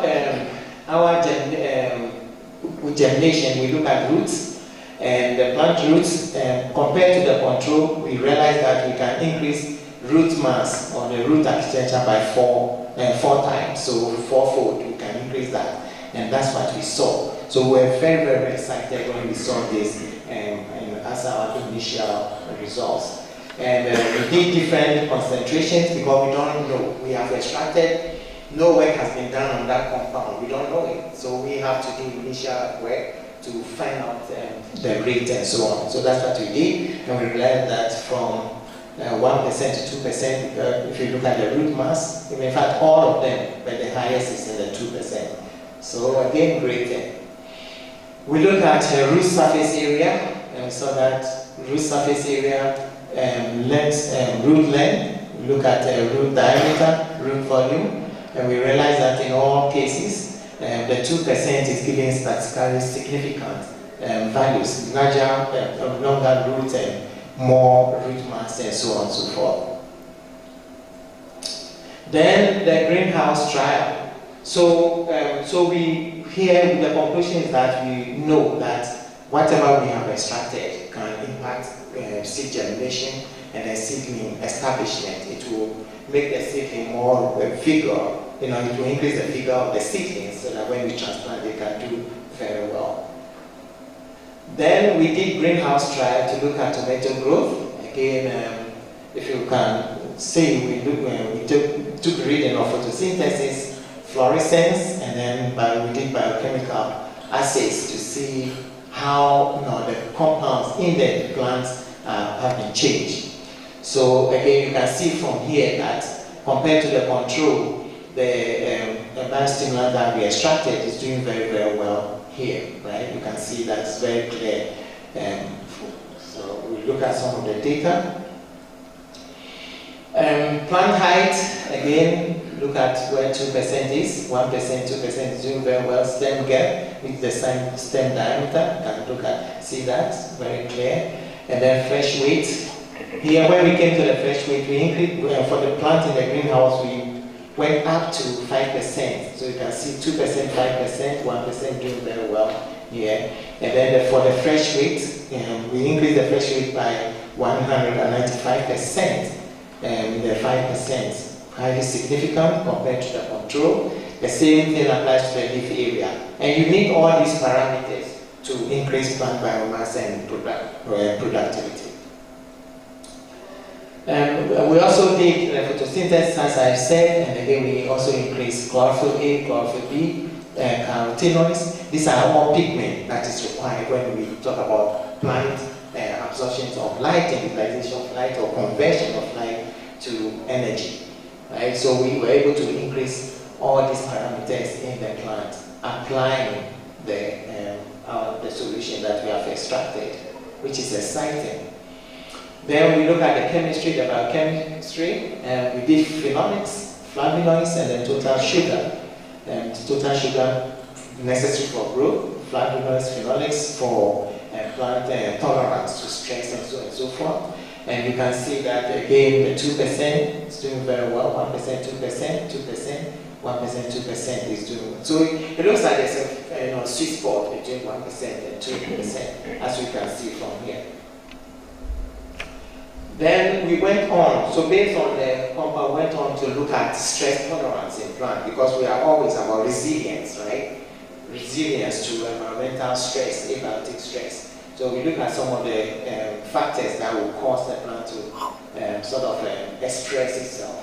And if you look at that, we did ROS, reactive oxygen species, we did proline as well. And the control, because the plants were stressed in the control, they express high ROS, which is the reactive oxygen species.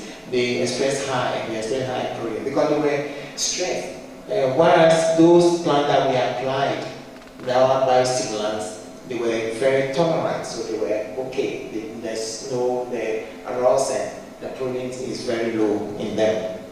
So this shows that they've developed some kind of tolerance or resilience to stress. We also did molecular analysis. And then we did to look at receptor elicitation, root architecture expansion, and then also the photosynthetic amplification of the plant and all that. Okay. Yeah. So I think I'll add this because I've mentioned this already: mitigating waste and then enhance crop quality and so on and so forth. So let's look at the caffeine. Okay. So Canada, Canadians drink coffee a lot. They have a brand called Tim Hortons. And if you go to Canada and don't drink Tim Hortons, then that's bad. Tabitha is smiling because she had a lot of it. Yeah, I mean, if you go to Canada and don't drink Tim Hortons, then you have not been to Canada. So they drink Tim Hortons a lot. And there's always waste, huge amounts of waste. Every day being produced. McDonald's sell coffee, we have a lot of shops that sell. So we have a lot of coffee grounds, the waste piled up, it ends up in the landfills, it's a problem, it's an issue. So we're looking at alternatives. How can we use these coffee grounds for something, maybe soil amendment or something. And the coffee grounds contain caffeine in it. So if you apply coffee grounds to plants, the plant may respond, as humans do respond. So we want to see. So I have a master student who is working on it. So the first thing is that we purchased a caffeine, a standard caffeine, pure caffeine, and we treated our plant. And pure caffeine, that's the scientific name, 137 trimethyl xanthine, and that's the active compound in the pure caffeine. So and the test crop that we use is tomato. We tested it on tomato because tomato is a model plant that is used in most experiments. So we tested it on tomato to see the response. So I have the research gap here. The systematic efficacy of caffeine as a plant biostimulator of plant morphology, physiology, and key hormonal gene expression is not understood. So that's what inform our research. So we did that in the greenhouse. We had 10 different concentrations of the pure caffeine from 0 to 12 millimolar. And then we did drenching. Drenching means we apply to the soil. We apply to the plants. So we irrigated the plants. So these are some of the morphological photo of some of the plants, how they responded. So this is the control. So this plant did not receive any caffeine at all. So these plants receive caffeine. And you can see that those plants that receive caffeine are grew better than the one that did not receive caffeine. However, when you are increasing the dosage, then you have stress. The older leaves become stressed. So the older leaves wilt. So they become stressed because the caffeine concentration probably is too much for them. So they become stressed. However, you can see that as you increase, you have more flowers on the plant. So it stimulated reproduction, the reproductive part of the plant as well. Apart from the vegetative, it also stimulated the reproductive part of the plant as well.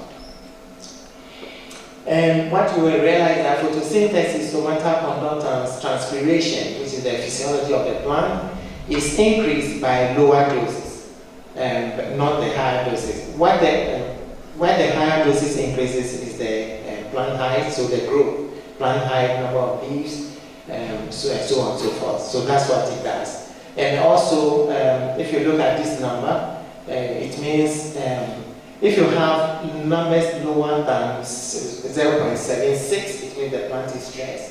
So what we can say that, when we come here, we don't see stress here. And these are the definitions. FVFM is the maximum potential quantum efficiency of photosynthesis too. So it's just like if you have done biology, plant biology, when during photosynthesis there's electron transfer, right? So that's signified with electron transfer in the plant.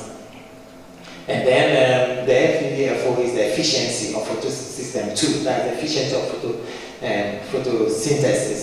So we can see that it increases when you, the efficiency and then the electron transfer is increased when you apply higher dose to the plant. Probably the plant is stressed, so it's trying to respond. So it increases photosynthesis in order to respond to that.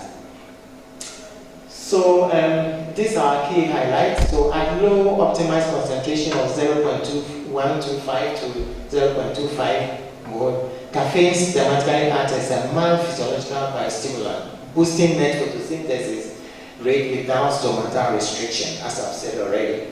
And then when you go in higher, it suppresses somatal conductance and electron transfer, but it triggers, because it triggers cellular stress. However, plant growth is increased. We also did hormonal gene expression, so molecular analysis, and then we did just 4 genes. I will click on this. So here we found that again the plant responses. So those stress response genes was expressed highly when caffeine is applied to the plant. So that's all. Thank you so much.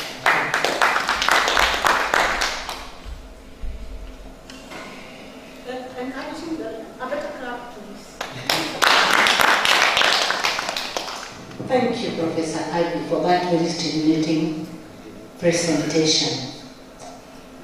I'm so curious that I had never even thought about caffeine stimulating plants. And I know it will sort of see that they grow taller. I am not a plant scientist, but I was surprised to see at lower doses you have more transpiration, and at higher doses it causes it. Is that a good or a bad thing? I think it's if you have at lower dose, if you have more photosynthesis and all that, it's good for the plant because the stomach are open, you can absorb more, taking more carbon in the outside and all that to process and so on and so forth. It's good for the plant, right? Yeah. However, we want to reach a fine concentration that it will have more intake of CO2, more photosynthesis, and at the same time grow bigger and more fruit. So that's what we have. Exactly. Yeah.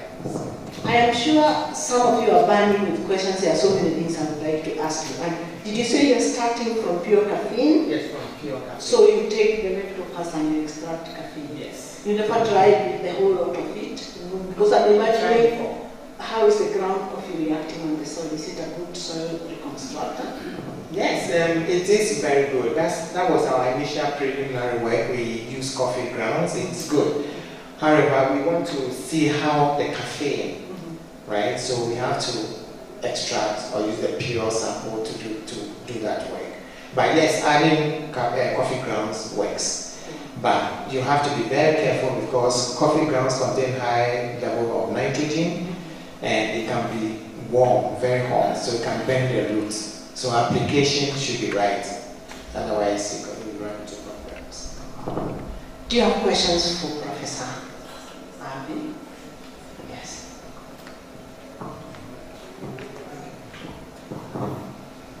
Thank you so much for Lord Abi.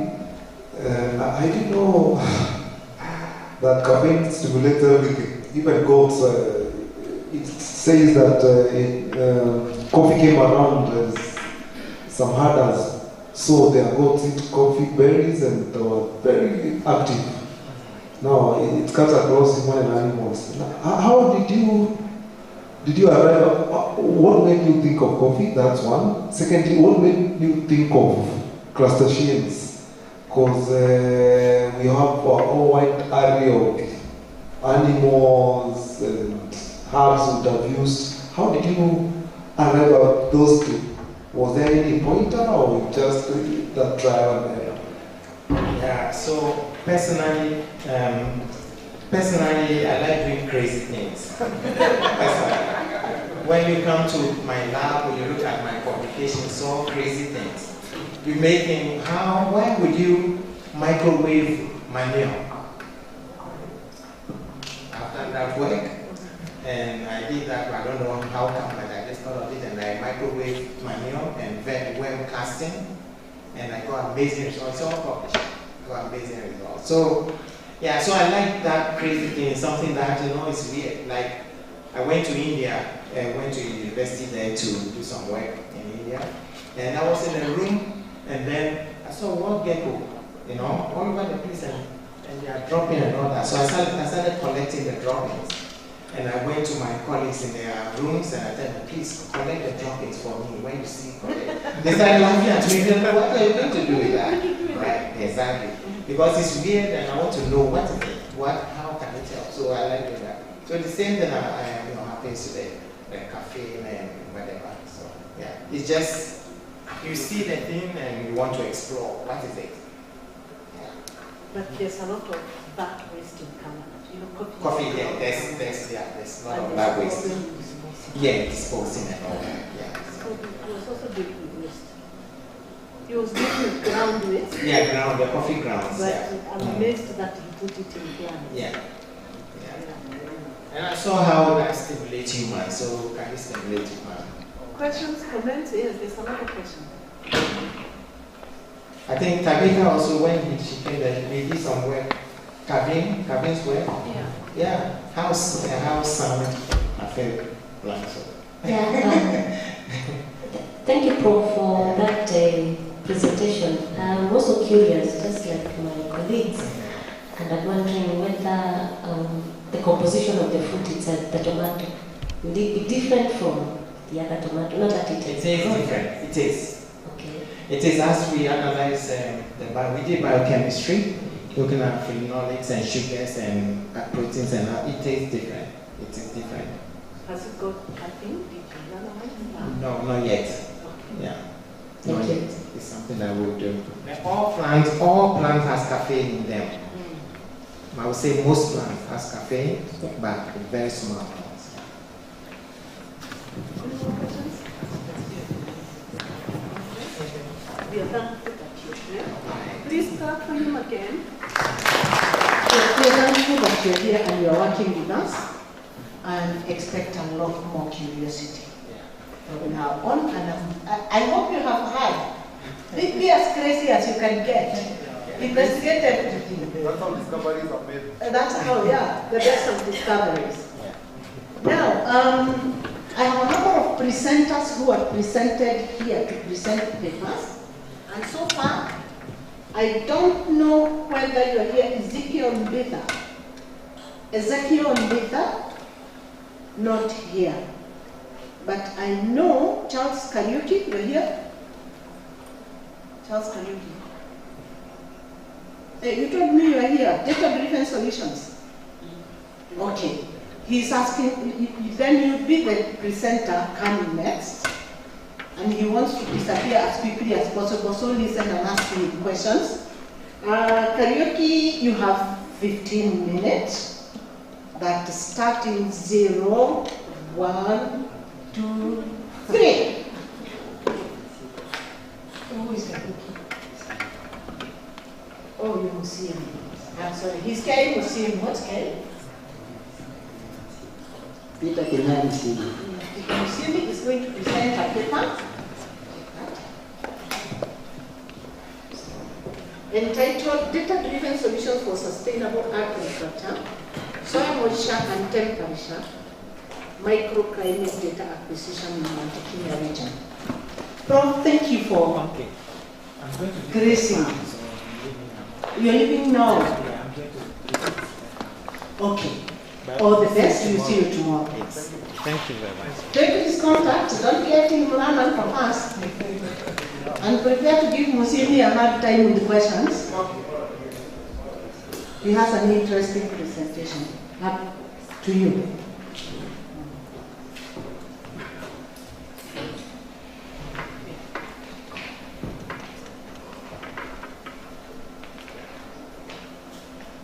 While he's getting ready, Daniel Sankei, are you here?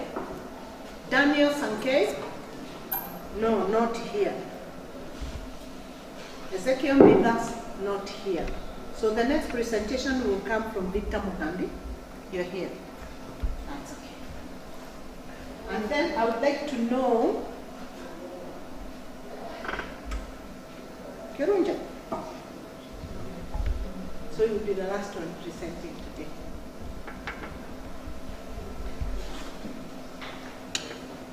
Okay, thank you very much and welcome to this presentation.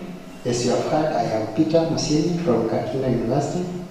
We are doing this project with some colleagues, Charles from Nazarene University, Janet from Mary University of Science and Technology, she's here, and we have Mensah from Katrina University. I'm looking at data-driven solutions for sustainable agriculture, soil moisture and temperature microclimate data acquisition in Mount Kenya region. Why this?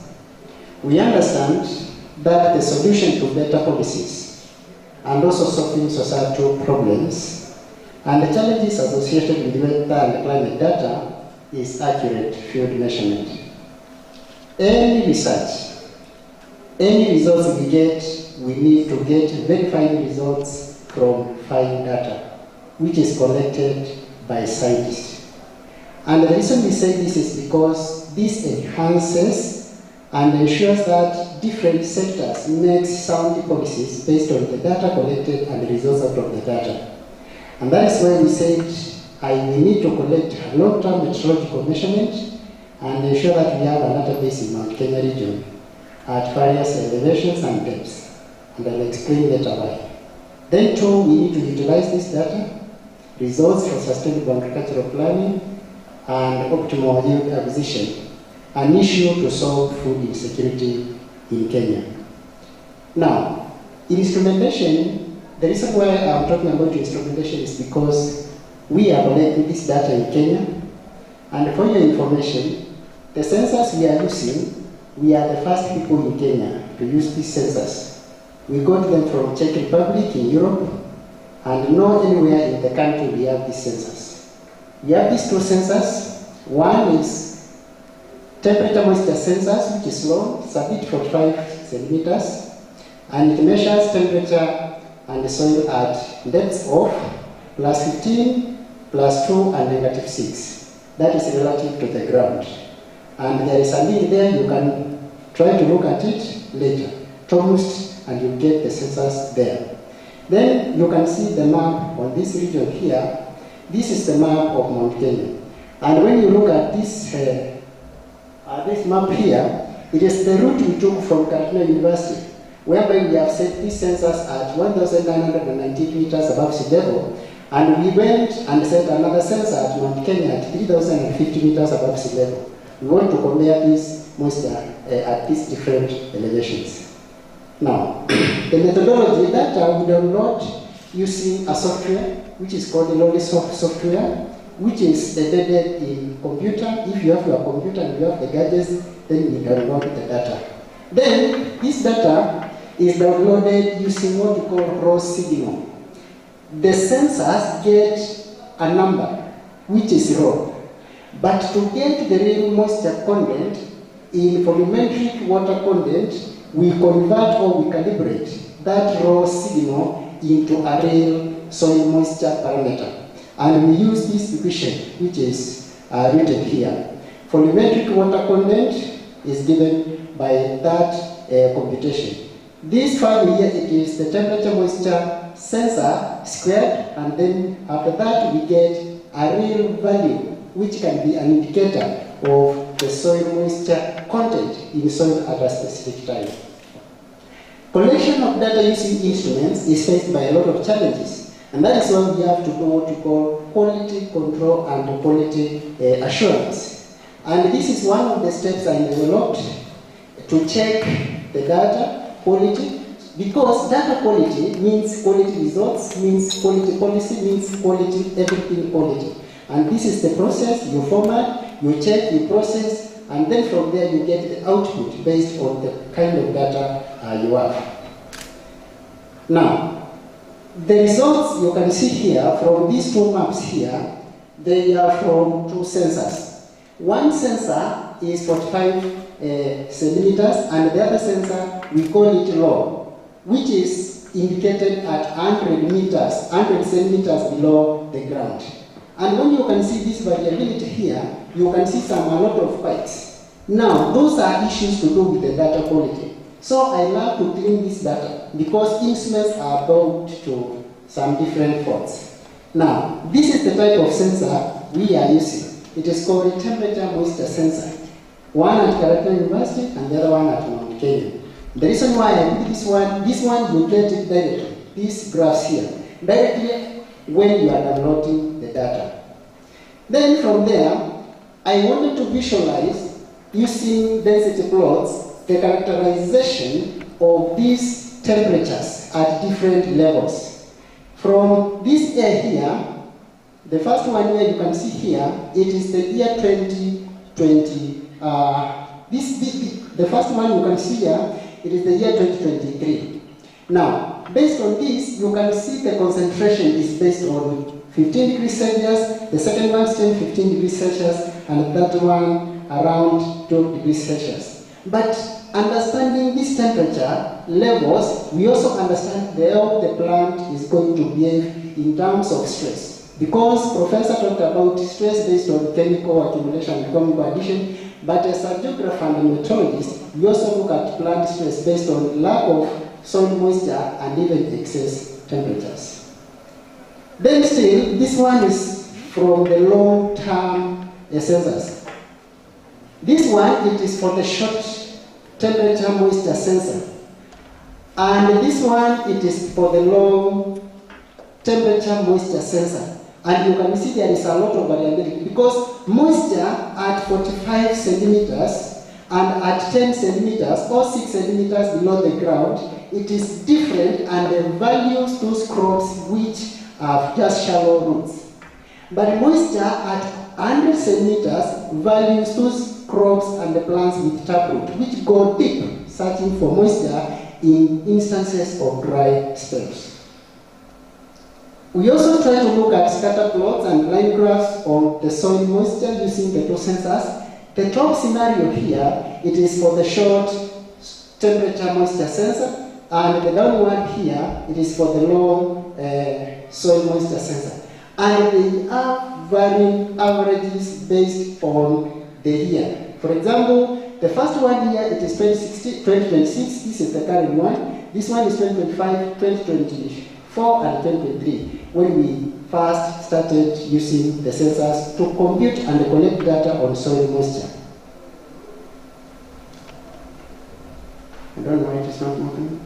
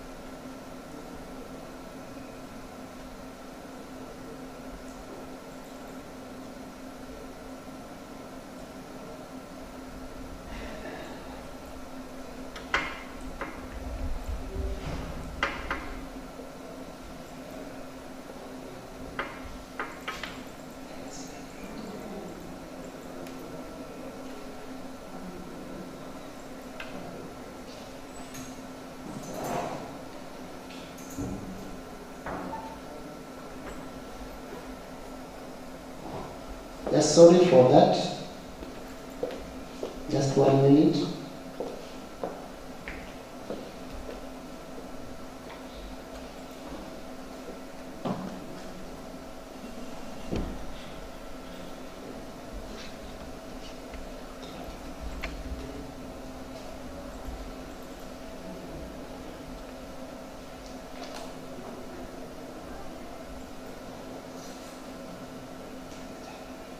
Now, sorry for that. Now, these diagrams are showing seasonal variation of the soil moisture sensors. When you see the pikes here, they are representing the two seasons, long-term season and short-term rain season, the MAM and the OND. That is the March, April, May, and the October, November, December seasons. And the values you can see down here, they are the dates in which the soil moisture sensor data is taken. And you can see the spikes down here, they are showing a lot of dry stem, low soil moisture content, which is a very good indicator on how to advise farmers to apply irrigation strategies. Now, these measurements are important in overcoming disaster challenges and adaptation barriers in current regime of global water shortages and climate variability. That is, everyone is talking about climate change and all that.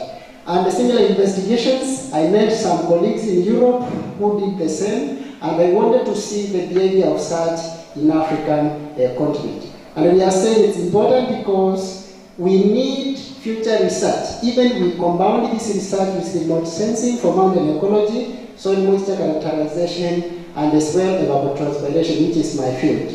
And from there, because Mount Kenya has been facing challenges as far as rainfall is concerned, we also want to ensure that we validate this soil moisture using also remote sensing soil moisture parameters and ensure that we do timely agricultural planning and field data acquisition. That is my Scoopers Web of Science. You can reach me on that. I thank you. That's a very small clap. It's encouraging. Thank you very much for that very stimulating presentation. Do you have questions for Musiemi? Please, questions. I would like to ask you a question.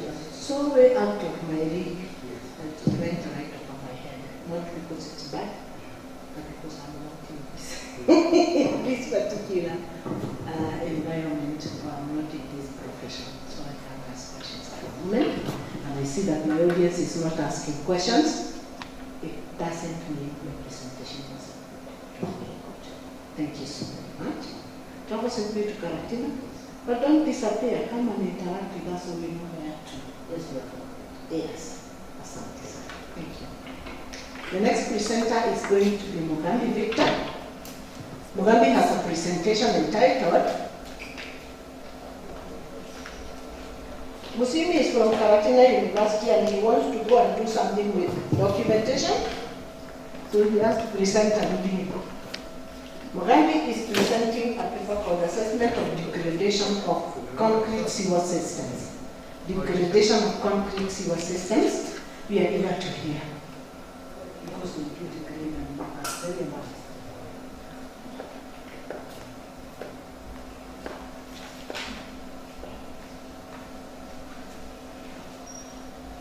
Okay, good afternoon.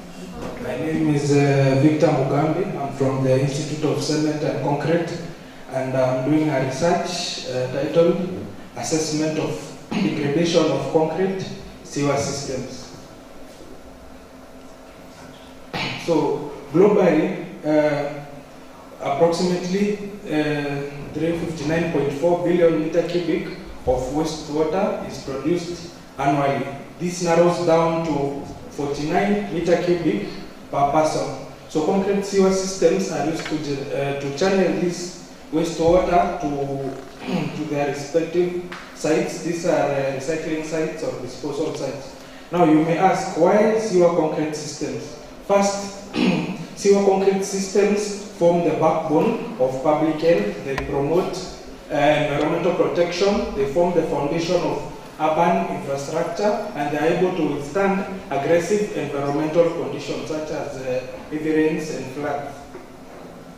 So, which are these factors that are affecting concrete and sewer systems? So, we have chemical factors such as acidic wastewater. We have physical and mechanical factors such as abrasion and erosion. So, abrasion is the wear and tear of concrete due to friction. We have biological factors such as sulfur attacks from bacteria. We have biofilms and fungi. We also have hydraulic and operational factors such as water and dry cycles, high turbulence, low flow, and sediment. So the statement of the problem of this study, we have high costs of repair, we have poor maintenance practices in our sewer systems, we have the environmental impacts. In this area, we have limited data, which leads to limited understanding in this area, and we also have service disruptions. So the justification of this study, so the data generated from this study is going to fill the knowledge gap in this area. And my main objective was to assess degradation of concrete sewer systems, specific objectives to identify the most common forms of degradation affecting concrete sewer systems, to determine primary factors contributing to sewer concrete system deterioration, to evaluate current inspection, maintenance and rehabilitation practices employed by sewer and infrastructure managers, and lastly, to assess the challenges faced in managing and maintaining degraded concrete sewer systems. So in materials and methods, I used survey research designs. I generated questionnaires. My target respondents were key stakeholders in sewer systems. So data was collected on online structured questionnaires on Google Forms. The data was cleaned and coded. And data was analyzed using descriptive statistical techniques, and results are presented in tables, charts, and graphs. So on to the results, I had 43 responses, of which, so the responding category had civil engineers, researchers, sewer maintenance personnel, environmental engineers, contractors, consultants, water utility company staff, their years of experience. So the majority was less than 5 years in the field. The type of organizations they work from were the research institutions, county government, water utility companies, private consultancy. So the forms of deteriorations that were observed.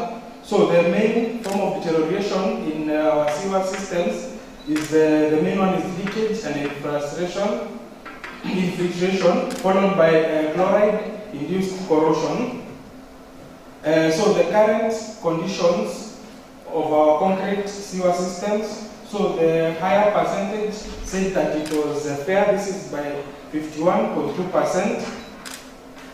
Then how frequently are sewer inspections conducted? So the highest one was once in every 5 years. This was by 26.2%. Then which inspection methods are commonly used? So the one that had the highest rating was visual inspections by 93%. And which maintenance activities are commonly undertaken? And the one that had the highest rating was cleaning by 28%. And so which measures did my respondent say, which measures would they recommend? So the one which had the highest rating was regular inspection programs.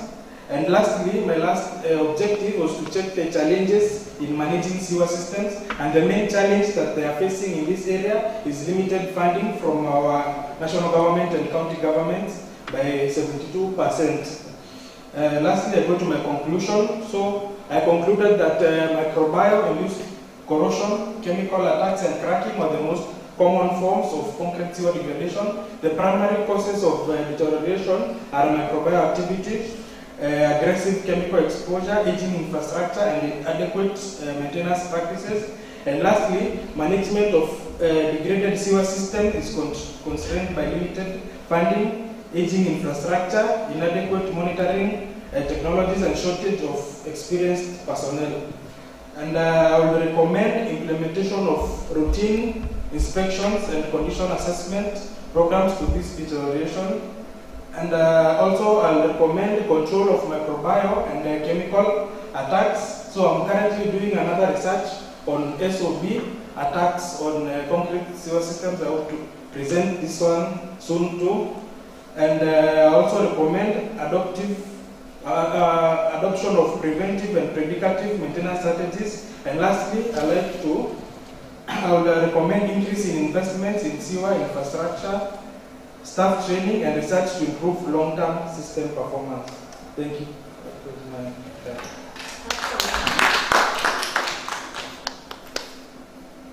Stop clapping half-heartedly. He has worked so hard.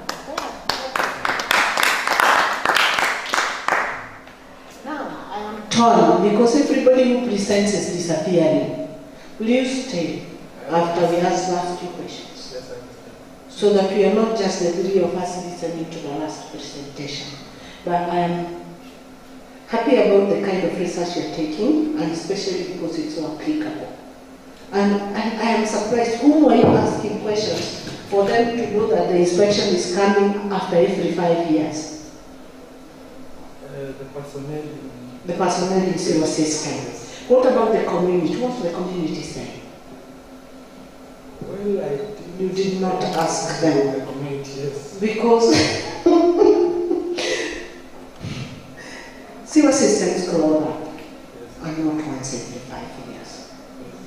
So what did they call that? That's not maintenance. When I call them, our sewer trunk is clogged up and the sewage is spilling all over us, draining over the road, disturbing my kashamba. Do you consider that when they come to unclog, is that maintenance? Yes, that is maintenance. Did they include that in the answers? Because it's all 40% 5 years, yes. And another small percent fewer times. What did they consider maintenance as? Well, coming to unblock the sewer system. When it's blocked. Yeah, when it's blocked. Oh, that's not even maintenance. I was thinking that every 5 years they go through the system. You see how Mewers cleans up their tanks almost twice a week? Eh? I was wondering, is there a system like that in the sewer system that you inspected? Not really. There's no scheduled maintenance. But they mostly come when it has broken down. Then there is no maintenance. Yeah. The people who are saying 5 years, it's because it clogged once every 5 years. Yes. Was this in Meru? Yes, mostly. Oh, Meru is so beautifully sloped.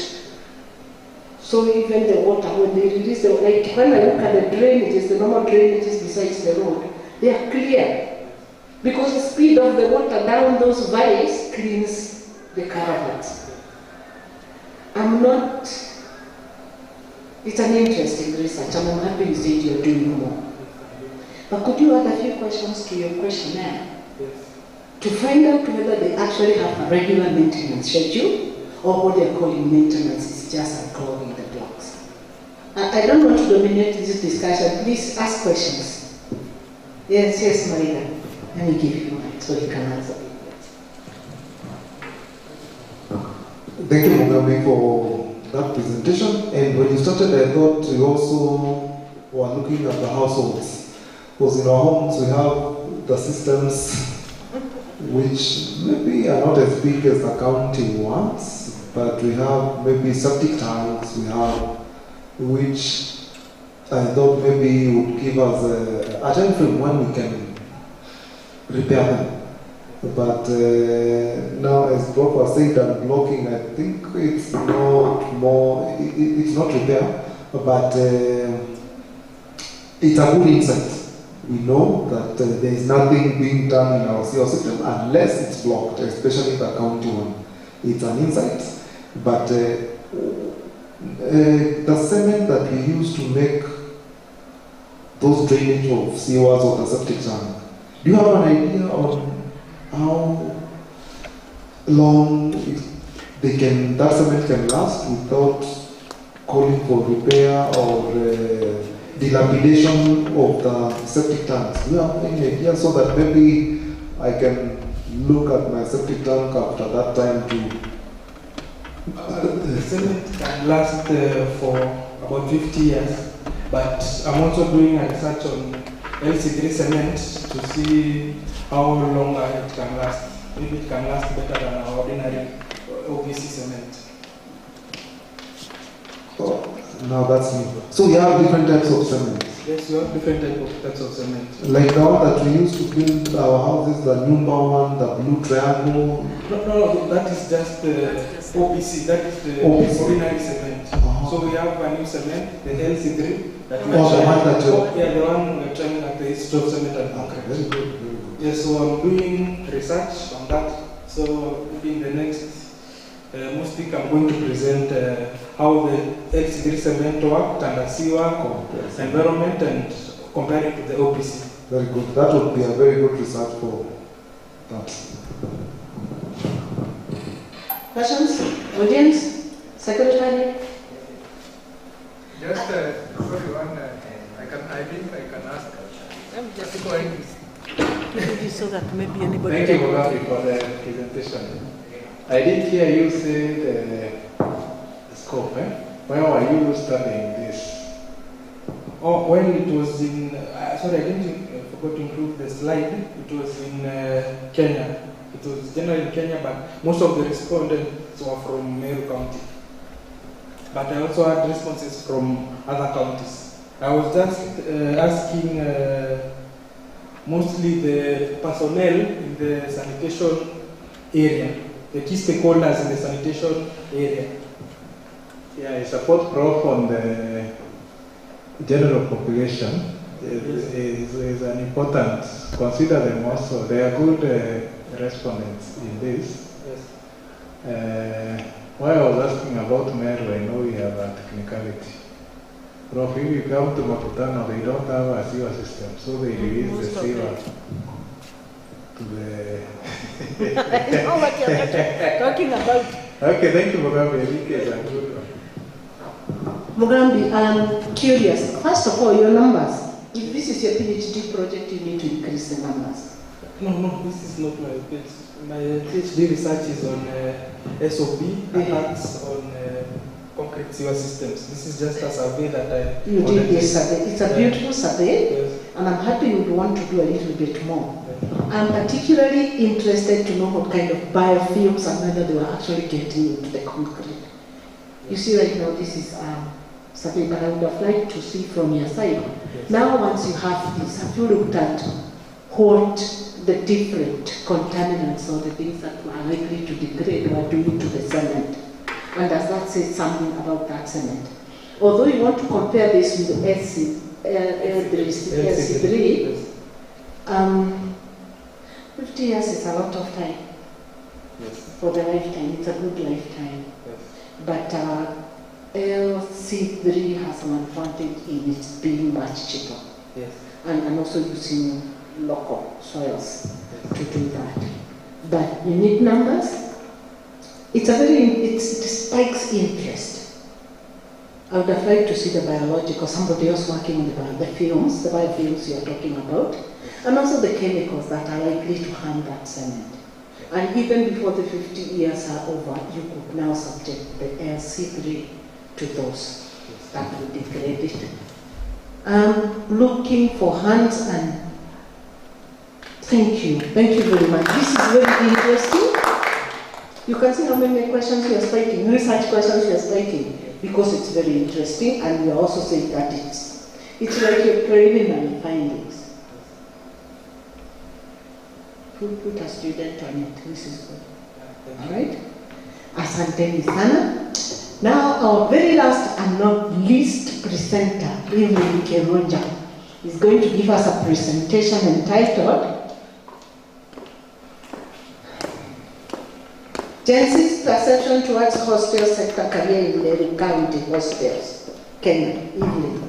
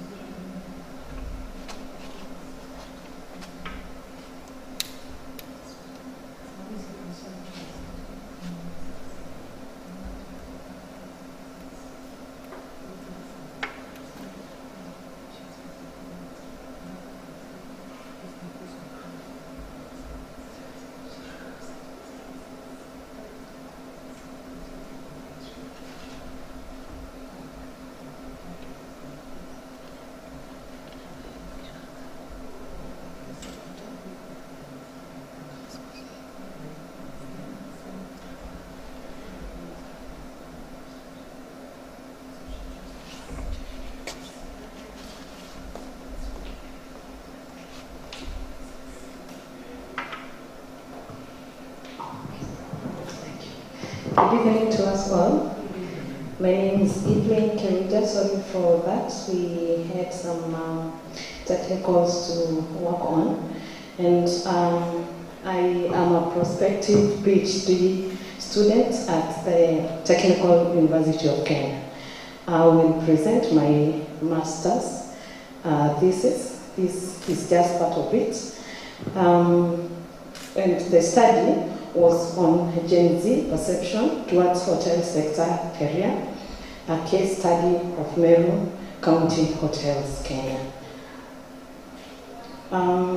We can say a generation is a group of people who are born at a particular period in life and who are exposed in the same society or environment.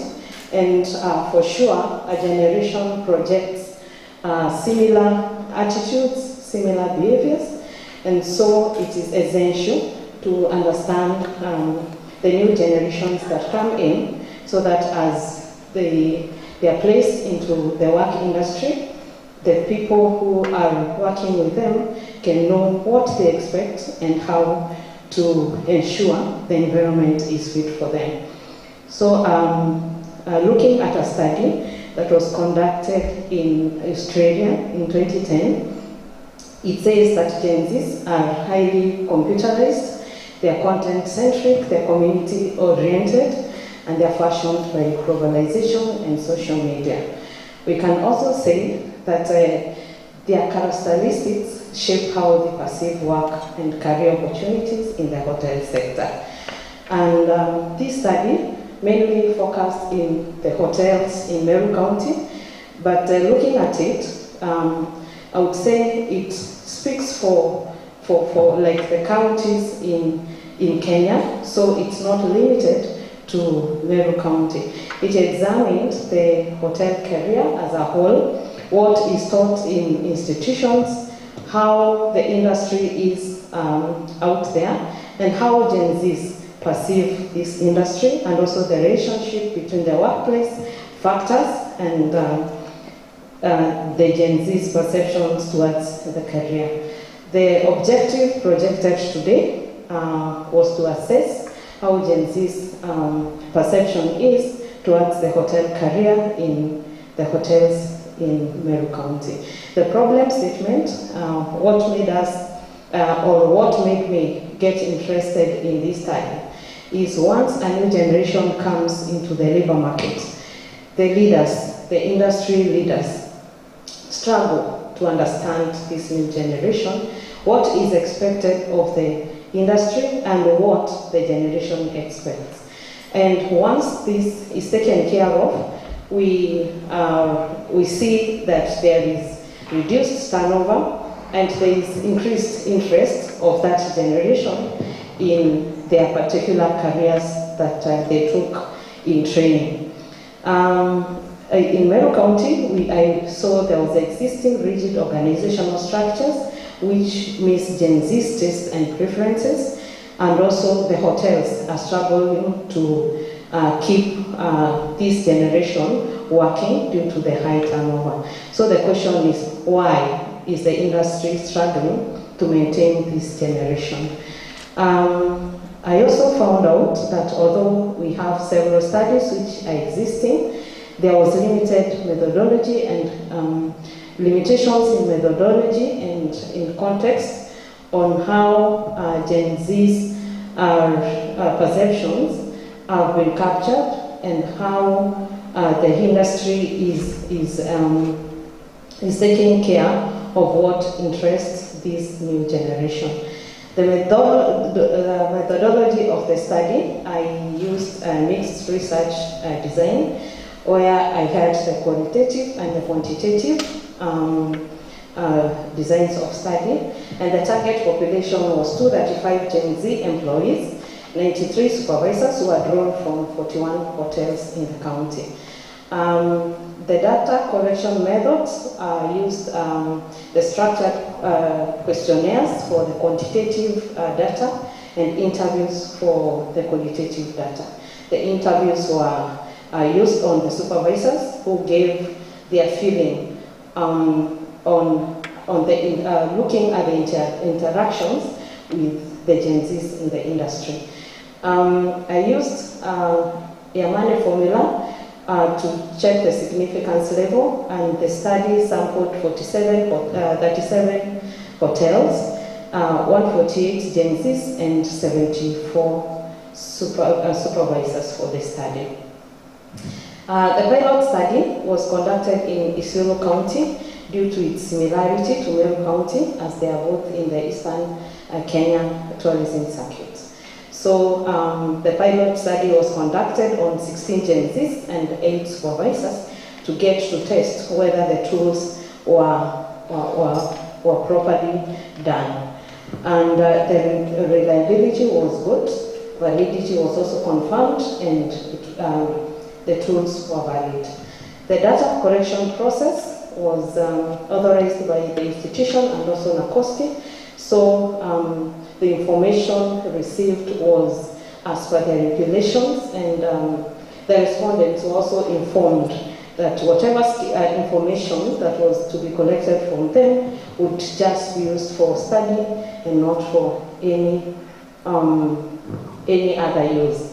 So the primary data was collected using structured questionnaires with cross-ended questions, and secondary data was through open-ended questions to the supervisors. Data analysis was conducted also using descriptive statistics, regression, inferential statistics, and the response rate was 73% of all the sampled Gen Zs and 74% from the supervisors. The key findings was most of the Gen Z, most of the Gen Z workers were female and who were aged 21 to 24 years, and they were professionally trained. They had diplomas and higher diplomas, which suggests that most of the Gen Zs are in their early beginning years of their career pursuits, so insisting the importance to understand them, so that as we teach them in institutions and as we also place them into the job market, we can know what is expected of the industry. And most of the respondents were waitresses and receptionists, showing that the Gen Zs were at the center of customer interaction in hotels and in general in the hotel industry. And once I say hotel industry, it cuts across the hospitality industry. So that tells the industry leaders that this is a really important generation that we need to understand, so that our clients or our customers are handled as per the standards that are supposed to be upheld. So the factors which were looked into in the hotels were the physical work environment, the hotel culture, and the working conditions. And the study showed that positive work environment, positive hotel culture, and positive working conditions or good working conditions, they lead to positive Gen Z's perception towards hotel careers. What it means is the opposite, that if the environment is not conducive, the hotel culture is not conducive, the conditions are not conducive, then you can be sure that Gen Z's will not stand the work environment, and they will, that is what leads to attrition and also to change of workforce. From the discussion, my main findings, as I mentioned, is hospitality jobs tend to be female dominated, and most Gen Z hotel workers are at the start of their careers, and workplace conditions shape positive career perception, just like I have mentioned. So it brings it to us to ensure that the environment is conducive, that this new generation will not lack pay, it will not burn out at work, and it will not have limited advancements in their career, so that we maintain them, not just train them, put them in the industry, and then within a very short time, they are changing into other careers. So my study conclusion is that many Gen Zs nostalgically regard the hotel sector career based on the three main factors, which is the work environment, the hotel culture, and the working condition. So these factors strongly shape how employees perceive careers in the hotel sector. Thank you. Please clap for her.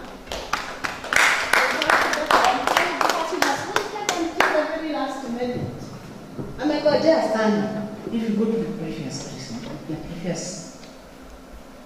I wanted to see, not finding, there's something else below that.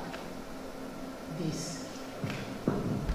Female-dominated, Gen Z hotel workers are a career positive workplace conditions shape positive career perception. What do you mean by that? What I mean is that this is not just for Gen Zs, but since my interest was the Gen Zs, is if the environment is not conducive, particularly I looked at how the culture is in the institutions, how the work environment is, and generally, how is the institution. So what do you mean by positive? Positive is conducive. Hotel culture, positive. What is positive? Positive would be conducive.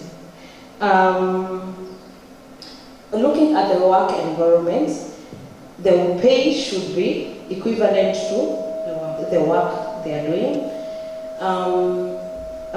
Work-life balance, the time, the work times, general research.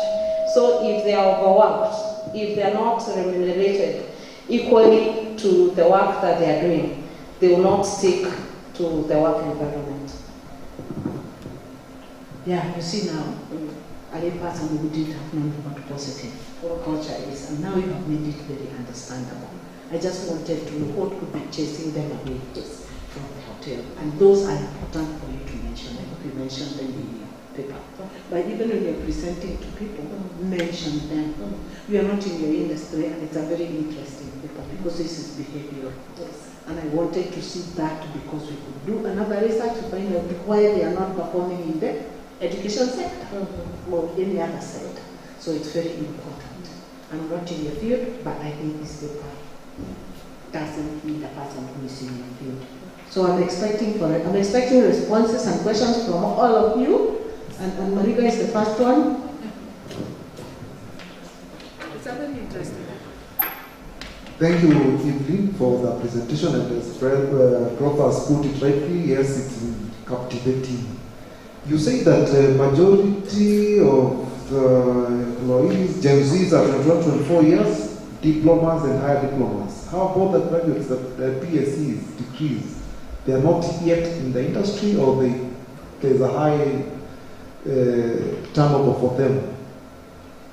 The study showed that most of the Gen Zs in the industry are diploma and the higher diplomas.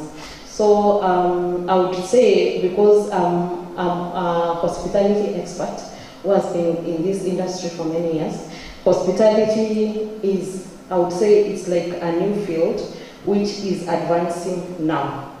It had reached a point which had not advanced to like the degree, the master's, and the PhD levels. Mainly it was the certificates, the diploma, and to the higher diploma. Probably that's why the industry is dominated by those qualifications. I understand.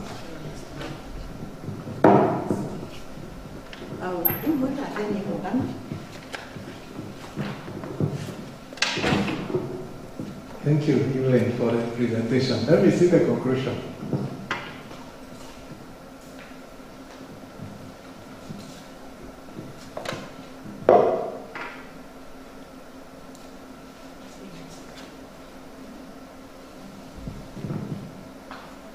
Okay.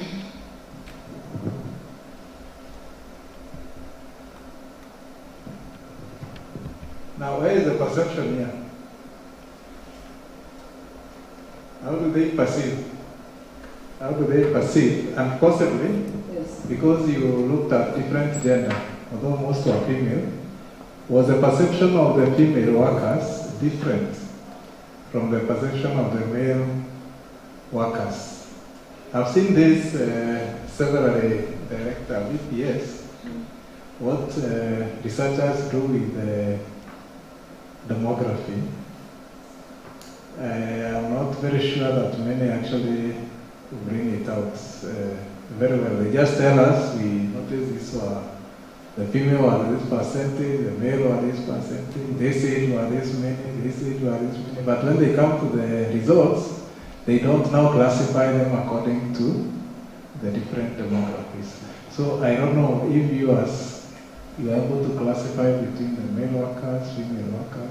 Was the perception different for male and female?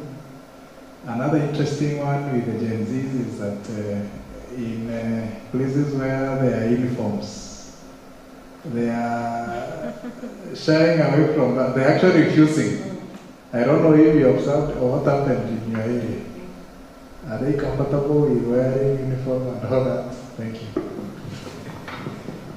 Thank you for those questions, and I will answer the last question first. The industry is changing, and I would say the management of various institutions is also changing with times.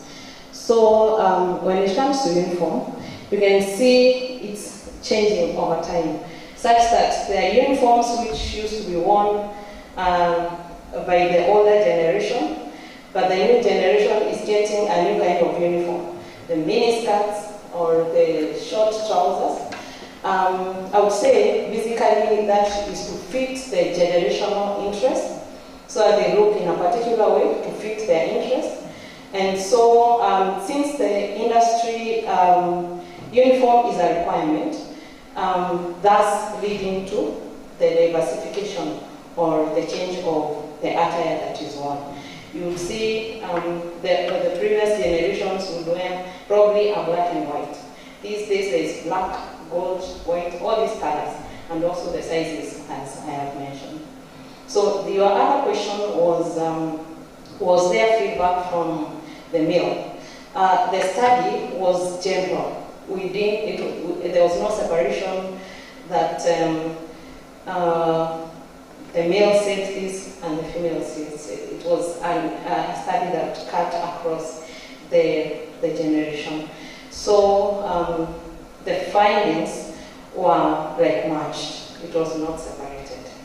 It's just that the bigger respondents were the females.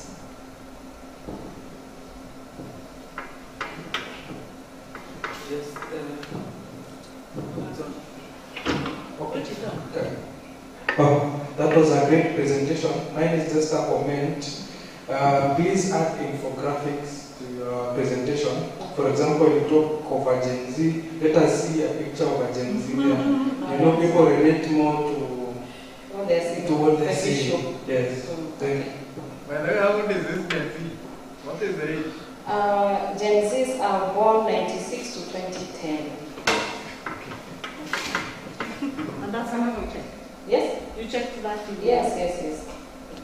Is it standard? It is standard. It's standard. Yeah. So you'll see some studies.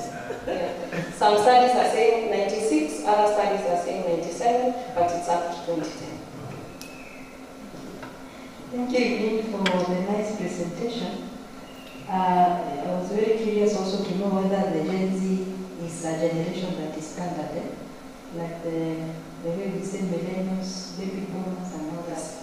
So they are established. Yes, yeah. Now, my next question was on the sample size. I was just wondering, you had 100 and something hotels, respondents, just wondering, 141 and then you took 113. What was the problem?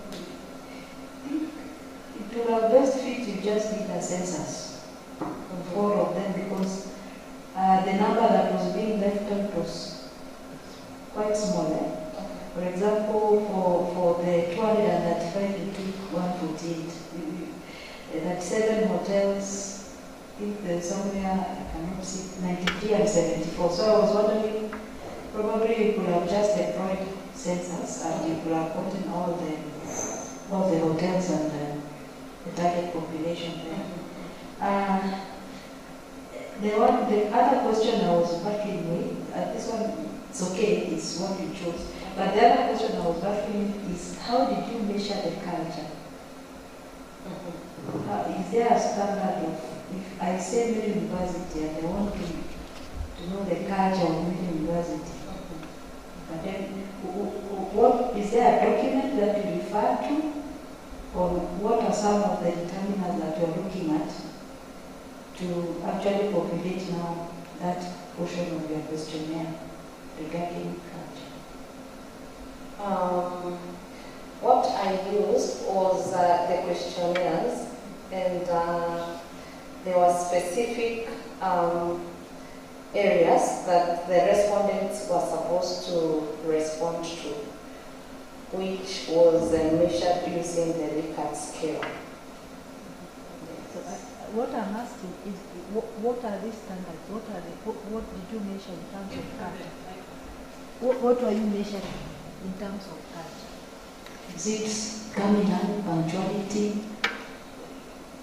So on the Likert scale, what were they?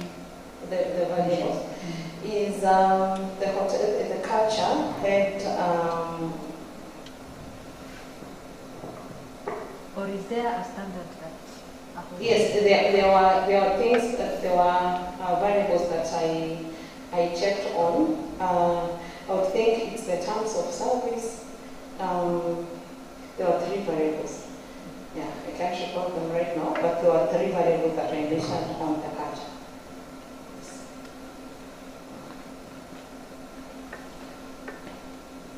What determined your number, your sample? I used the sample from the Likert, from the pilot study. There is a measure of the 10% from the total population, and then I used the 10%. That was the pilot study. Yes, and there's this. I used the Yamane formula. Yes. And what was your sample size? What was the significant sample? 37 hotels, 148 agencies, and 74 supervisors. Your results are significant. Yes.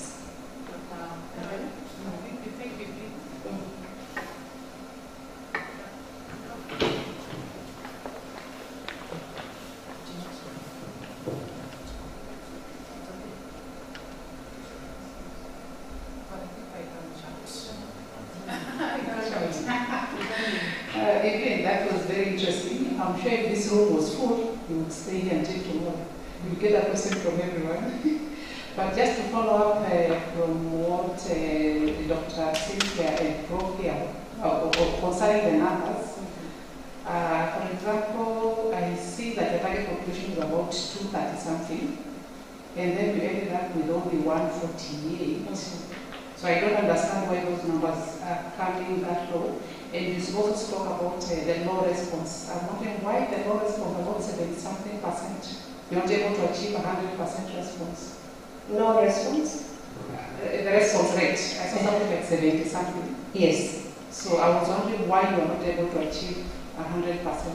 Yes, some questionnaires were not filled appropriately, others were not returned, so they were not valid for the data analysis. So your target was your target population? The target population is 235? Yeah? 235 up there. That was the target population, but the sample was as 148. What determined that? Because I thought your target population should have come from some scientific calculation, and that is what you are targeting, and that is what you want to achieve. Why then from 235 you come down to 148? I would imagine if you calculated that, then 148 would have been your target, and not 235. So why is 235 The target population was the bigger population, but the population that I worked with is 148. What determined your target? That's the question she wants to know. Yeah. What informed the target population is I visited these hotels. I had an opportunity to consult in the hotels how many Gen Zs are to get to the numbers of Gen Zs in every hotel. Yeah, that's a bit confusing. That is the total population. Yes. Not the target. Not the so now it's the total. The target population now is the raw population. Yes, I should have done so. You're working with 148. Yeah, because it's a bit confusing even you pilot 10%. When I look at your 10%, it comes to 8 when I'm expecting 9 or 10. So I think those figures are the target. I think maybe you can do away with 235. You work with a calculated sample. No, it's okay for her to say. The total population. The total population was 235, but the target all the agencies in male count. In the hotel. Yes, as for the hotel information that I got. The 41 hotels. In the hotel. The agencies in the hotels are 235. Yes. In male, that's 4 hotels. And then the number of Gen Zs is a significant number of Gen Zs in those hotels. Imagine. I think what she's explaining is in those 41 hotels, there are 235 Gen Zs who are employed. Yes. Right? Yes. Yes. So out of that 235, she calculated and got a target population of 148. So in male count we have 41 hotels, 235 Gen Zs. That's what it means. And then calculated a sample. Now the wordings probably what is not clear. And we've just corrected that the total population, 235 Gen Zs, and then the target population now goes to 148. I think that is clear. Okay. And that's the one you worked using the equation there? Yes, that's the one that I worked the equation with. Okay. And the other one, how old was your oldest interview that you, agency that you interviewed? 24 years. 21 to 24 years. 21 to 24, from 2010. Yeah. 2010. It was around that time. They are old. They were 26 today. Where? No, she was at 21 to 24. Maybe they're not in the hotels she's I'm just curious. If that is the oldest is 24, does it mean they drop off at some point? Because I know also in the hotel sector, people like us who are 8 like us, you don't find us in the receptions. They take us to the stores. And you also not a Gen Z, so the target population was a Gen Z. Yes, but as they age, they are removed from waiting in front of us. And we can see from the finding also, probably I have not put it here, is I found out that most of these people are choosing to leave the industry, go do other things. They are not preferring being in the hotels. That's why now the aspect of improving the standards of the hotels to maintain workers. Because there is also a growing hunger of changing career from hospitality to other careers because of how the industry is. Thank you. Yeah. There's so much interest in your paper, we could keep you here up to tomorrow. Because for me, it's like you need to follow up on it happy. After they leave the industry, what do they do? Because you might be thinking they're leaving the industry because they leave the hotels, but they are the people populating the kiosks with basically cater self-employment.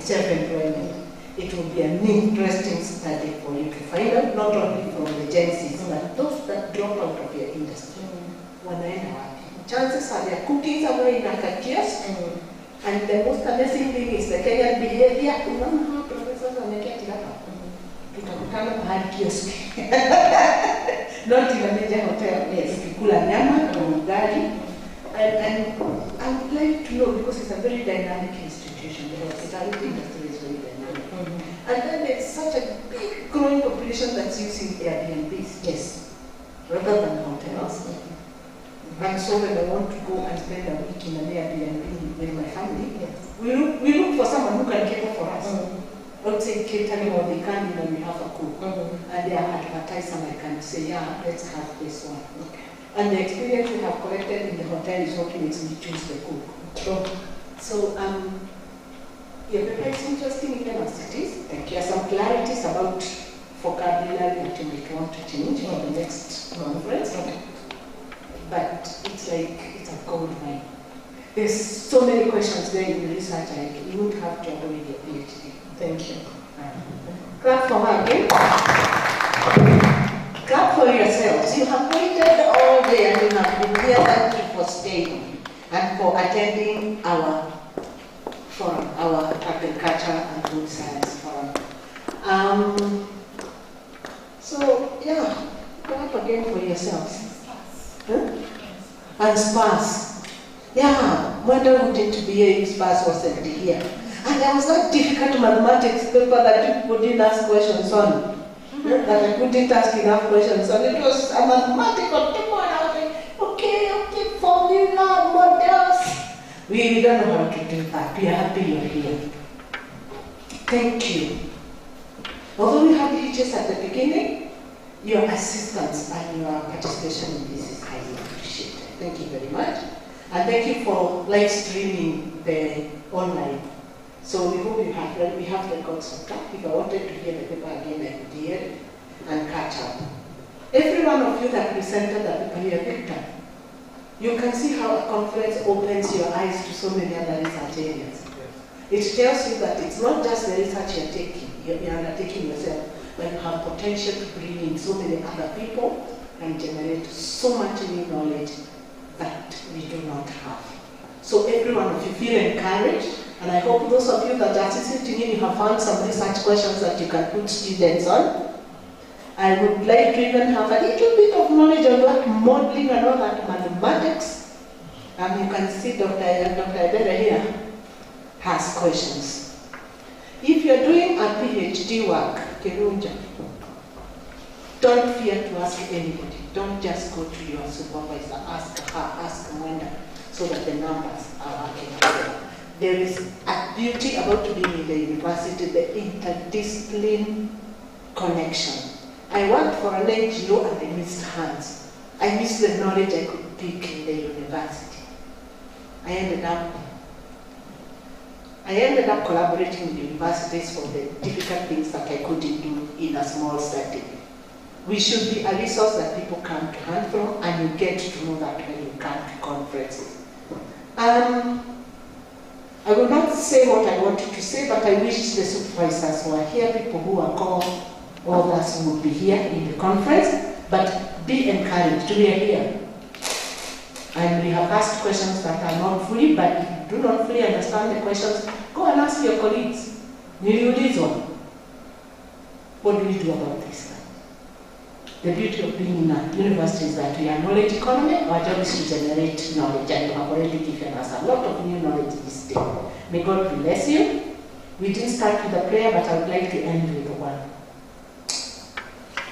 Father, in the mighty name of Jesus Christ, I want to give you thanks for the participants, for the people who organized the conference, for the people who have helped us with ICT, for the secretariat.